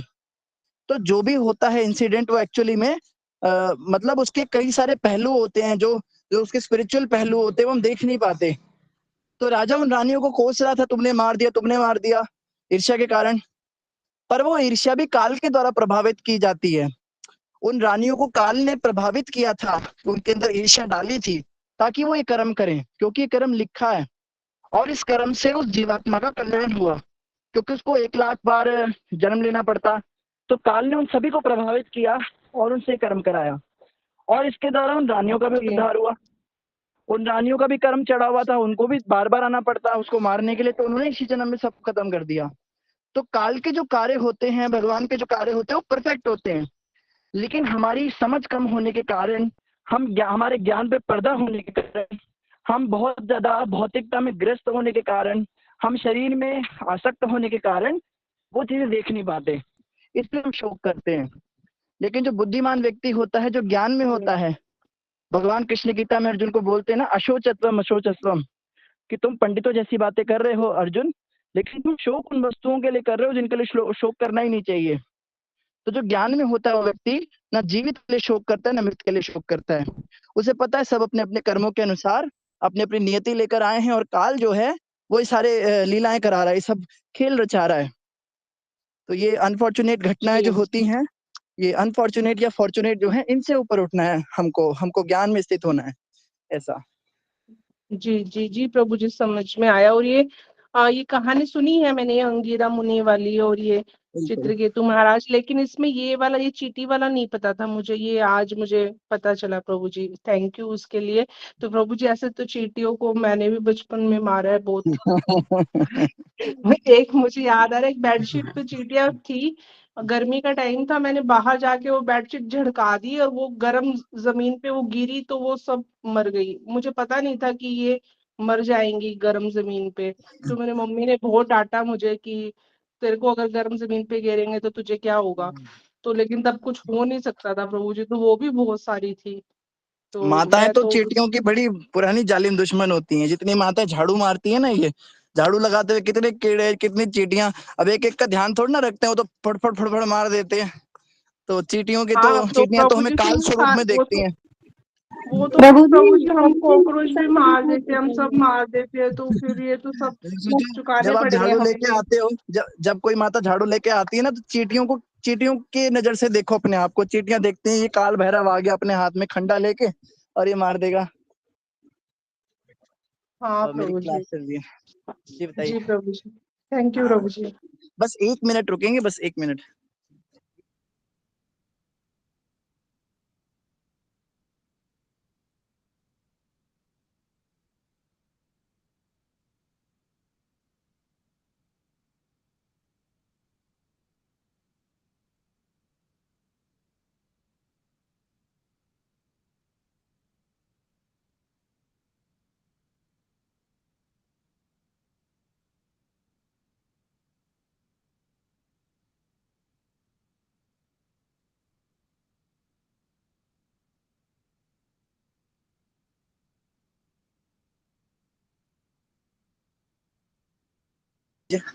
हरे कृष्णा जी, माता जी। ठीक है प्रीति माता जी, समझ में आ गया। जी जी प्रभु जी, समझ में आ गया जी, थैंक यू प्रभु जी, हरे कृष्णा। हाँ, और चींटियों तो आपको याद आ रही है ना, हमने तो बचपन में कितने चींटी मकोड़े, कितने कॉकरोच, छिपकलियां, चूहे, कितना कुछ मारा हुआ है। कुत्तों को भी हमने पत्थर मारा है। अगर हम ऐसे देखने लगे, हमने तो कितने पाप कर्म किए हैं। तो जो मर्जी दे दीजिए। तो उसमें क्या होता है कि हम कोशिश यही करें कि जो हमसे गलतियां हो गई उसके लिए हम हरि नाम जपें, और आगे हम ये गलत करना बंद कर दे तो ये कर्म पूरी तरह से समाप्त हो सकते हैं। जरूरी नहीं है हमको भी दोबारा से हर्ष शोक की तो तरह प्रभु जी बनना उनने पड़े। भी अनजाने में ही वो कंडा जलाया था, जानबूझ के नहीं जलाया था हाँ, ना। तो ऐसे अनजाने में बिल्कुल। ही हुई है मुझसे भी, तो फिर उनके भी कर्म भोगने पड़ते हैं। तो ये तो थोड़ा मुश्किल सी वाली बात होगी प्रभु जी। जाने की वजह से देखो ये हुआ ना कि चींटियां एकदम तड़प तड़प के मरी थी, और वो बेचारा अबोध था, तो वो ऐसे ही मर गया। जहर दिया तो और सो गया, सो के उठा ही नहीं, वो आराम से मर गया। इतना जरूर हम्म। रहम कर दिया सृष्टि ने, जी जी तड़पा जी के नहीं मारा जी उसको। हाँ, तो जी ऐसा हो प्रभु जाता है, जी। कुछ कम हो जाती है सजा। ठीक है, सुमिता माता जी। हरे कृष्णा प्रभु जी, दंडवत प्रणाम, सभी भक्तों को दंडवत हरे प्रणाम। कृष्ण। ये प्रभु जी क्वेश्चन ये है कि जैसे कि हम लोग बोलते हैं ना कि ये जो ब्रज के निवासी हैं या मायापुर के निवासी हैं, तो तो फिर तो जनरल तौर पे ये जो ब्रज या मायापुर या तो जो भी धाम होता है वहां पे कौन लोग जन्म लेते हैं? तो क्योंकि बहुत बार देखा गया कि जो लोग भक्ति में वो जो कंटिन्यू कर रहे हैं इस जन्म में भी, वो उनका तो ठीक है, समझ में आता है कि वो पहले जन्म में भक्ति किए होंगे इसलिए उनको धाम में वो लोग धाम निवासी हैं। लेकिन बहुत सारे ना मतलब गलत काम भी करते हैं, जो धाम के निवासी भी होते हैं वो गलत काम भी करते हैं। तो उनका क्या होता है, मतलब क्या वो मतलब कि वो ऐसे रैंडमली वहां जन्म ले लेते हैं कि उनका भी वो कभी किसी जन्म में भक्ति किए होते हैं, और उनका आगे का गति क्या रहेगा अगर वो धाम के बहुत निवासी ही हैं और गलत काम करते हैं? तो हरे कृष्णा। सुंदर प्रश्न है सुमिता माता जी, और आज का सबसे सुंदर प्रश्न आपने किया, और बहुत ही डीप क्वेश्चन है ये, और इसका उत्तर भी काफी गहरा होगा। और मुझे लगता है सभी भक्तों को इसका उत्तर सुन के बहुत बहुत कुछ जानने को मिलेगा। तो पहली बात तो ये है, ब्रिज धाम जो है उसको इस संसार का हिस्सा समझना ही अपराध है। ठीक है, वृंदावन धाम, मायापुर धाम, जगन्नाथपुरी, ये इस दुनिया के, ये किसी यूपी के या बंगाल प्रांत के शहर या गांव नहीं है। ये साक्षात भगवान के गोलोक धाम के, भगवान के जो नित्य धाम है उसके प्रकाश है यहाँ पे। जैसे वो होती है ना, एक लेजर लाइट होती है, हम लेजर लाइट ऐसे कहीं मारते हैं तो उसकी लाल लाल स्पॉट दिखाई देते हैं। तो ऐसे भगवान के धाम से ये प्रकाश निकलता है जो यहाँ पे उसका प्रतिबिंब दिखता है कि वहां पे क्या हो रहा है। मतलब ये एग्जैक्टली वो नहीं है, लेकिन एग्जैक्टली है भी, क्योंकि प्रतिबिंब उसी का है। और यहाँ पे जन्म जिसका होता है वो रैंडमली नहीं होता, क्योंकि रैंडम जो जन्म होते हैं वो उस जगह पे वहां के नियम लागू नहीं होते। बात रही कि वहां पे जो लोग भक्ति नहीं करते, उनका जो जन्म हुआ है वो तम्बाकू भी खाते हैं, शराब भी पीते हैं, गाली गलौज बहुत करते हैं, या सारे गलत काम करते हैं, तो भाई ये समझना होगा कि भक्ति का जो डेफिनेशन है वो हमारे लिए है। हमारे लिए भक्ति का डेफिनेशन है 4 नियम, हमारे लिए भक्ति का डेफिनेशन है 16 माला, हमारे लिए भक्ति का डेफिनेशन है प्याज लहसुन ना खाना। हमारे लिए वो सब हम क्योंकि 9 से किए हैं, अभी हम स्टार्टिंग में आए हैं। जैसे एलकेजी के बच्चे होते हैं, और एलकेजी क्लास के बच्चों को, एलकेजी थोड़ा ज्यादा ही छोटे हो गए, मान ली 2nd 3rd क्लास का कोई बच्चा है, तो उसको यूनिफॉर्म कंपलसरी है, उसके जूते पॉलिश होने चाहिए, उसको टाई पहननी है, उसको बेल्ट पहननी है। इस सब का एजुकेशन से कोई लेना देना नहीं है। आप समझिए, अगर एक तरह से तो टाई बेल्ट पहनने से पढ़ाई का कोई लेना देना नहीं है। अगर किसी बच्चे के पास अच्छी टाई नहीं है, पॉलिश जूते नहीं है, वो भी अच्छी पढ़ाई कर सकता है। लेकिन एक डिसिप्लिन के लिए, एक स्टार्टअप कराने के लिए उसको इस तरह से सिखाया जाता है। लेकिन अगर वो बच्चा किसी 12वीं के, किसी कॉलेज के बच्चे को देखे, अरे इन्होंने तो, भैया ने तो टाई भी नहीं डाली है, इन्होंने तो बाल भी खड़े किए हुए, तो फैशन भी कर रहे हैं, इनको तो स्कूल में एंट्री नहीं मिलनी चाहिए, हमें तो नहीं मिलती है। तो ये गलती जो है, यही गलती ब्रह्मा जी ने की। ब्रह्मा जी ने ग्वाल बालों को देखा, ये तो ऐसे ही साफ सफाई के कोई नियम नहीं पालन करते, ये बच्चे तो हाथ पैर भी इनके गंदे से हैं, और ये भगवान कृष्ण को ऐसे अपने मुंह से निकला हुआ झूठा खिला रहे हैं, ये कोई भगवान, उन्होंने तो भगवान पे डाउट कर दिया, ब्रजवासियों पे छोड़िए। तो ये गलती जो है ये देवताओं से भी हो जाती है, हम तो भ्रमित हो ही जाएंगे। ब्रजवासियों को देख के इंद्र भ्रमित हो गए कि ये सामान्य से ब्रज के लोग, ये मेरी पूजा नहीं कर रहे हैं, इनको तो संसार के नियम, क्योंकि संसार के जो नियम है वो ब्रजवासियों पे लगते नहीं। ये 4 नियम उनके लिए नहीं है, ये हमें समझना होगा। ये 4 नियम उनके लिए नहीं है, क्योंकि वो एक ऐसे प्लेटफॉर्म पे हैं, मतलब ये सब करके जहां पहुंचा जाता है, हम ये सब नियमों का पालन करके जहां पहुंचेंगे, वो लोग वहां पहुंचे हुए हैं। इसमें रागानुगा भक्ति है। आप देखेंगे वृंदावन की गोपियां, वो तो नहीं 16 माला करती थी, वो तो नहीं मंगल आरती करती थी, वो तो नहीं तुलसी आरती करती थी। उनके लिए कृष्ण को याद करना स्वाभाविक था। एक बार जो व्यक्ति कृष्ण को स्वाभाविक रूप से याद करने लगता है, फिर उसके लिए सब नियम नहीं रह जाते। और ये सब नियम हमें इसलिए दिए गए ताकि हम कृष्ण को याद कर सके। तो जो ट्रेडिशनल ब्रजवासीज हैं, वो कृष्ण को 24 घंटे याद रखते हैं। अगर आज भी आप जाएं, मुझे याद है बरसाने में एक घर में हम गए थे, तो वो माता इतनी सहज थी, इतनी सरल थी वो माता, मुझे अभी तक भूलती नहीं। और मेरे से कम उम्र की होगी, वो शादीशुदा माता थी, उसके 2-3 बच्चे भी थे। तो बड़े प्रेम से, बाबा आओ भोजन करो, ये हमारा कान्हा है, ये उसके लिए मट्ठा बनाया। मतलब भगवान को याद करना, भगवान की भक्ति करना उनके लिए सहज है, उनके लिए वो स्वाभाविक है। तो हमारा उनसे पहली बात तो हम अपने अपने नियमों से, अपने पैमाने से उनको जज ना करें, ये बहुत बड़े समझने की बात है। और ब्रह्मा जी ने भी बाद में भगवान से कहा कि प्रभु, जब मैं भोग लगाता हूँ तो मुझे तो इतने मंत्र पढ़ने पड़ते, इतने नियम करने पड़ते हैं, ये ब्रज के छोकरे तो सीधे आपके मुंह में कुछ भी ठूस रहे हैं, आप खा रहे हो। तो भगवान कृष्ण ने कहा, ब्रह्मा तुम जो है, तुम एक ऑफिशियल व्यक्ति हो, तुम्हें मैंने अपॉइंट किया हुआ है किसी काम पे, तुम एक ऑफिस के व्यक्ति हो, ये मेरे घर के लोग हैं। घर के सदस्य और ऑफिस के लोग अलग अलग होते हैं। ऑफिस के लोगों के साथ फॉर्मेलिटीज करनी पड़ती हैं ताकि वहां पे फेमिलियरिटी ना हो जाए। लेकिन इसका ये मतलब थोड़ा ना मैं घर पे आऊंगा तो इससे मुझे दंडवत प्रणाम करेंगे, ये तो मेरी पीठ पे भी चढ़ेंगे, मुझे थप्पड़ भी मारेंगे, यशोदा मैया मुझे रस्सी से भी बांधेंगी, ये मुझे गाली गलौच भी करेंगे। और इनके साथ ये सब चीजें जो होती हैं, इनसे इन्हें अपराध नहीं लगेगा, लेकिन तुम करोगे तो तुम्हें अपराध लग जाएगा, क्योंकि तुम मेरे घर के अभी व्यक्ति नहीं हो। तो ब्रह्मा जी ने कहा, प्रभु ये लीजिए, आप मुकुट उतार दिया अपना, ये लीजिए अपना ब्रह्मा का पद। इस पद का क्या फायदा, इसका क्या लाभ? इसको संभाल के, इतनी सृष्टि चला के, इतना सिरदर्दी करके भी अगर मैं इस सुख से वंचित रह गया, आपकी अनन्य भक्ति, आपके जो ये आपका प्रेम है, इससे ही वंचित रह गया, तो मैं क्या करूंगा इस ब्रह्मा के पद का? छोड़ दिया उन्होंने ब्रह्मा का पद। तो भगवान कहते, ब्रह्मा ऐसे बचकानी बातें नहीं करते। तुम्हें लगता है इतना सहज है ये मेरे धाम में, मेरे ब्रज में जन्म लेना? इन ब्रजवासियों ने हजारों वर्षों तक तपस्याएं की हैं, ये दंडकारण्य के ऋषि थे जिन्होंने त्रेता युग में तपस्याएं की थी, तब राम रूप में मैंने इन्हें आशीर्वाद दिया था। ये लोग ब्रजगोपी बन के इस दुनिया में जन्मे। इन्होंने बहुत शास्त्र पढ़े हैं भैया। तो मेरे ऐसे मत समझो रैंडमली ये यहाँ पैदा हो गए तो तुम्हें भी रैंडमली यहाँ जन्म मिल जाएगा। बहुत जतन के, बहुत साधन के, मुझे प्रसन्न किया इन्होंने, तब इनको मैंने यहाँ पे जन्म दिया है। तो ब्रजवासी होना एक बहुत बड़ा, कह लो कि बहुत बड़ी तपस्या का फल है। और ब्रजवासी बनने के बाद में अब जब बन गए, अब जो है वो तपस्या करने की आवश्यकता नहीं है, क्योंकि अब तो आप सिद्ध हो गए ना। तो साधना तो साधक के लिए होती है, जो सिद्ध हो जाता है उसके लिए साधना थोड़ी ना होती है। तो जो पहुंच चुके हैं भगवान की गोद में ही पहुंच गए, उनके लिए क्या नियम और क्या चार नियम और क्या गाली गलौच और क्या ये सब, उनको देख के हमें जज नहीं करना। चैतन्य महाप्रभु ने जब सनातन गोस्वामी को भेजा था वृंदावन, तो वृंदावन में जाओ, लुप्त लीला स्थलियों की खोज करो, तो सनातन गोस्वामी को कहा था ब्रजवासियों से थोड़ा सा बच के रहना, ब्रजवासियों के साथ मैत्री भाव रखना, उनमें कभी दोष मत देखना। और मुझे याद नहीं आ रहा, एक और आचार्य को भेजा था महाप्रभु ने एक और आचार्य भेजे थे बाद में। उनको महाप्रभु ने कहा था तुम ब्रजवासियों से बात भी मत करना, उनसे दूर रहना, तुम उनके घर में कभी मत जाना, तुम्हें माधुकरी मांगनी दरवाजे के बाहर ही मांगना, और उनकी बातें आपस में कभी मत सुनना। तो महाप्रभु को पता था कि अपराध कर देंगे अगर उनकी बातें सुनेंगे, उनको सामान्य व्यक्ति समझने लगेंगे, तो घर गृहस्थी की बातें कर रहे हैं, ये तो बच्ची की शादी की बातें कर रहे हैं, ये तो अपनी जमीन जायदाद की बातें कर रहे हैं।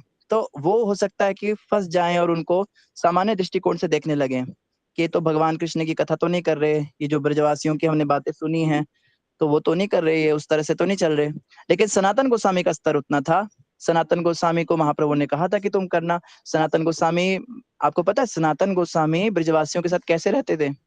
सनातन गोस्वामी उनके फैमिली अफेयर्स में भी पार्ट लेते थे।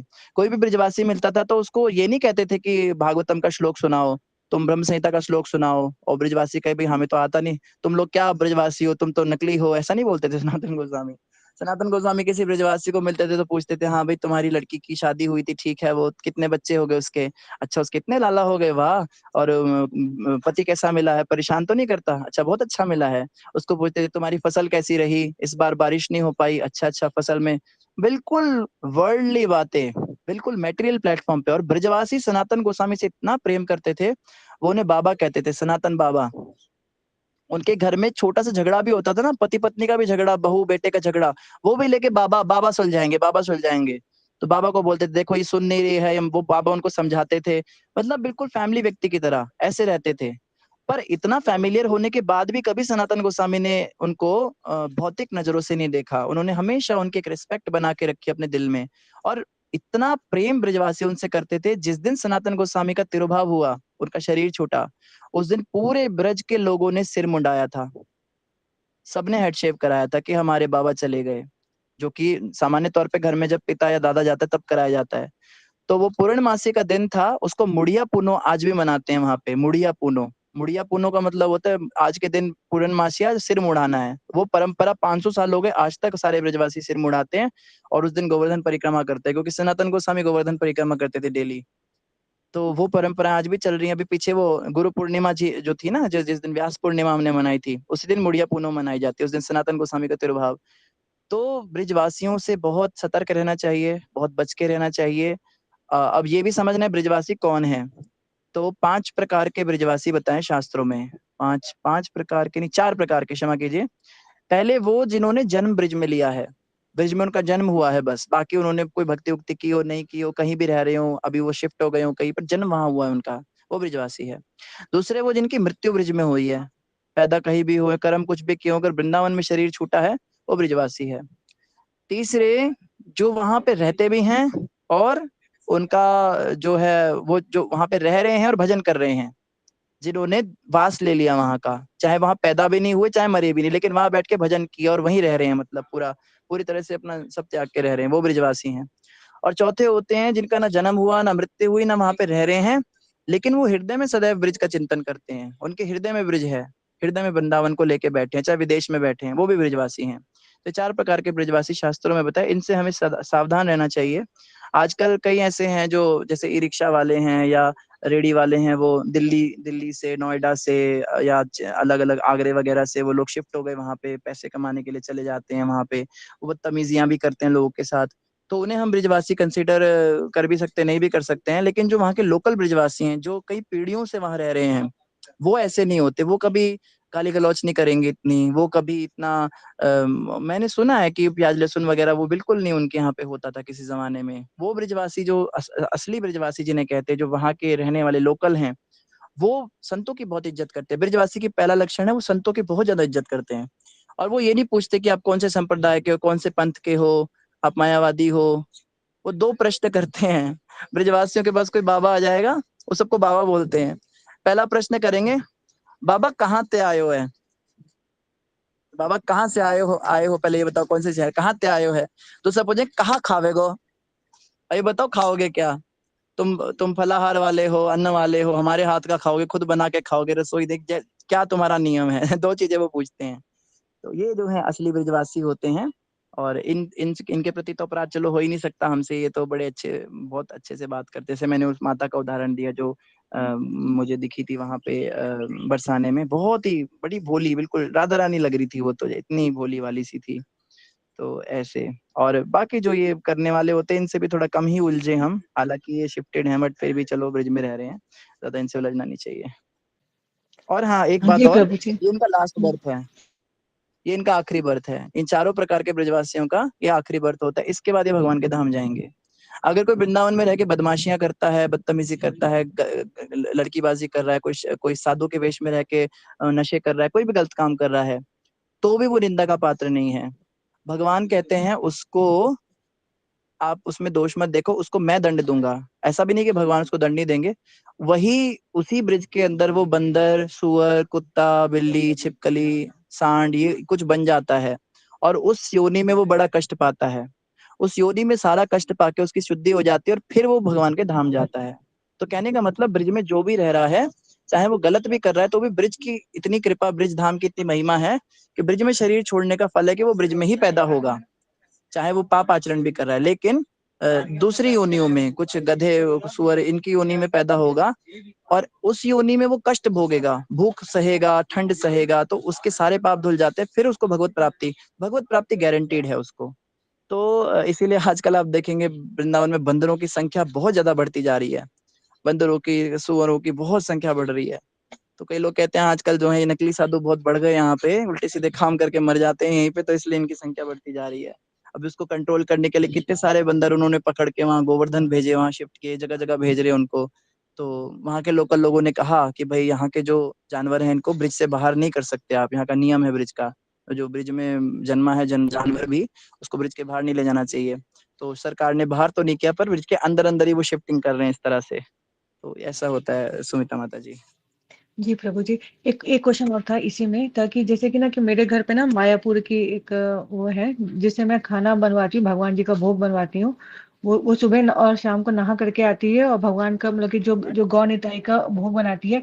तो क्या मायापुर के निवासी से क्या सेवा लेना क्या उचित है? क्या मतलब क्या हम लोग कर सकते हैं कि, क्योंकि मेरे को पता नहीं था, अचानक से ही वो आई, जब मैंने पूछा तो वो मायापुर की थी और मायापुर में जन्म हुआ था, वहीं रहती 2 साल जो से आप है सेवा बेंगलोर में। उनसे ले रहे हो माता, वो सेवा आप उनसे फ्री में थोड़ा ना दे रहे हो, उनको पैसे दे रहे हो, आप उनकी हेल्प कर रहे हो। एक तरह से उनको जॉब दिया आपने, जॉब से उनकी मदद हो रही है, वो पैसों से वो अपना घर चला रही है, तो ये तो आप उसकी मदद कर रहे हो। और फ्री में आप उससे काम करा नहीं सकते, कुछ काम तो कराना पड़ेगा। और आप भगवान का ही काम कराते हो, घर का जो भी काम कराते हो, तो अगर आप उनको पे कर रहे हो और आप उनकी हेल्प कर रहे हो, तो इसमें अपराध नहीं है। बस इतना ध्यान रखना, बदसलूकी मत करना उनसे, उनके साथ में मीठे वचन बोलना, और जो तीज त्योहार होते हैं उन पर उनको गिफ्ट्स वगैरह देते रहे, उनको प्रसन्न रखना। और अगर आपको कभी लगता है कि उनकी कोई बात है या आपके साथ झगड़ा होने के चांसेस हैं या उनके साथ में आपका नहीं बन रहा है, तो उनको चाहे आप काम से निकाल दो, पर उनके साथ में लड़ाई झगड़ा मत करना। जी प्रभु जी, धन्यवाद प्रभु जी, हरे कृष्ण धन्यवाद। धन्यवाद। मंजू माता जी ने हैंड रेज किया हुआ है, मंजू माता जी की बात हो गई थी हमसे। प्रेम प्रभु जी। हरे कृष्ण प्रभु जी, सभी भक्तों को कोटि कोटि नमन। पहले तो प्रभु जी मैं आपसे क्षमा मांगता हूँ, मैं उस टाइम कथा नहीं कर पाया क्योंकि उस टाइम मैं लाइब्रेरी में था, इसलिए। प्रभु जी मेरा सवाल ये है कि जैसे कि कल रात को मेरी मम्मी से बात हुई थी, तो उनके परिवार में जो जने हैं तो मेरे हिसाब से या मेरी मम्मी के हिसाब से उन्होंने अपने पूरे जीवन में ऐसे कोई पाप कुछ नहीं किया है, उन्होंने भक्ति की है, तो फिर भी उनके जो बेटे हैं उनसे मतलब उनको अलग कर दिया है, उनके प्रॉपर्टी अपना नाम करके उनको अलग कर दिया है, उनको कहीं और रहने दे रहे हैं। तो प्रभु जी वो इस समय इतना कष्ट क्यों पा रहे हैं? मतलब उनकी उम्र हो चुका है, मतलब 70-80 हो चुके हैं, तो इस उम्र में उनको तो सहारा देना चाहिए, लेकिन उनके बेटे उनको ही अलग कर रहे हैं। तो प्रभु जी इसमें तो गलती तो बेटे की है। तो प्रभु जी लोग कह रहे हैं कि नहीं, इसके पुराने पुराने कर्म अच्छे नहीं है। तो प्रभु जी इसके ऊपर कुछ मार्गदर्शन दीजिए प्रभु जी। प्रेम प्रभु, ये दुनिया वैसी नहीं है जैसी हमको दिखती है। इसमें बहुत सारे रहस्य छुपे हुए हैं। जिसके साथ गलत हो रहा है वो उसके अपने कर्मों के कारण ही हो रहा है, इसको हमें समझना होगा। और ये बात लोगों की गलत नहीं है कि वो अपने कर्म भोग रही हैं। भीष्म पितामह भी यही कह रहे थे भगवान कृष्ण को कि मैं इतना कष्ट पा रहा हूँ, तीरों की शैया पर पड़ा हूँ, मैं अपने पिछले 100 जन्म देख सकता हूँ, मैंने ऐसा कोई पाप नहीं किया कि मुझे ऐसा कष्ट मिले। भगवान कृष्ण ने कहा तुम 100 देख सकते हो, मैं 101वां देख सकता हूँ। 101 जन्म पहले तुम एक राजा थे, तुम एक घोड़े पे सवार थे, तुम्हारे सामने एक सांप आया, तुमने सोचा ये सांप तुम्हारे रास्ते में ना आ जाए, तो तुमने क्या किया, अपने धनुष के कोने से उसको फेंक दिया साइड में और तुम आगे चले गए। पर तुमने देखा नहीं कि वो सांप एक कैक्टस के पौधे पर गिरा जहां असंख्य कांटे उसको चुभे और वो धीरे धीरे करके मरा, उसका खून निकला। वो कर्म तुम्हारा 101 जन्म के बाद आज तुम्हारे सामने आया। तो कर्म कौन से जन्म का कब हमारे सामने आ जाए हम कह नहीं सकते। और इसमें बेटे की भी गलती है, ये भी नहीं कि चलो उसका अपने कर्म है। जो गलत कर रहा है बेटा उनके साथ, वो अगले जन्म की तैयारी कर रहा है, वो अपना अगला जन्म खराब कर रहा है। जो पाप कर रहा है, जो गलत कर रहा है, वो आगे का खराब कर रहा है, और जिसके साथ गलत हो रहा है वो पीछे का गलत किया खा रहा है। ये इस दुनिया का कर्म का सिद्धांत है। तो इसको इस तरह से समझना चाहिए प्रेम प्रभु। तो प्रभु जी तो हम ये कह सके कि उनका कुछ पिछले जन्म का पाप, तो प्रभु जी उनको मतलब पहले क्यों नहीं मिला जब वो अपने मतलब अपने बचपन में थे या युवा में थे? यही प्रश्न भीष्म पितामह ने किया कि 101 जन्म का पाप 100 जन्म तक पीछे क्यों आया, ये अभी तक क्यों नहीं आया मेरे सामने, अब क्यों आया, 100 जन्म तक क्यों नहीं आया। भगवान कृष्ण ने कहा 100 जन्मों में तुमने ऐसी कोई गलती नहीं की कि कर्म फलित हो। इस जन्म में तुमने द्रौपदी की सभा में चुप रह के वो गलती कर दी और ये फल तुम्हारे सामने आ गया। तो कर्मों को आने के लिए भी कोई गलती चाहिए होती है। तो ये आपको थोड़ा सा डिटेल स्टडी करनी पड़ेगी कि उन माताजी ने बुढ़ापे में कुछ तो गलती करी है, किसी साधु का अपमान किया, किसी जानवर को परेशान किया, कुछ तो उन्होंने किया होगा, या उन्होंने बच्चों में फर्क किया होगा, या हिस्सा बांटा करने में कुछ भी उन्होंने किया होगा, तो ये फल उनके सामने आए हैं। ऐसा होता है। जी प्रभु जी। ठीक है, और कोई प्रश्न नहीं है। इन शब्दों के साथ सभी का धन्यवाद। आदि नारायण प्रभु जी हमारे बीच में हैं। आज थर्सडे, आज प्रभु जी नहीं होंगे, तो आज के लिए, हाँ आज के लिए रेखा माता जी आपसे आज्ञा लेते हैं। तो इन्हीं शब्दों के साथ सभी का धन्यवाद। हरे कृष्ण, दंडवत प्रणाम। हरे कृष्ण प्रभु जी, कृष्ण प्रभु जी, दंडवत प्रणाम। हरे कृष्ण प्रभु जी, आप चरणों में बहुत बहुत धन्यवाद। हरे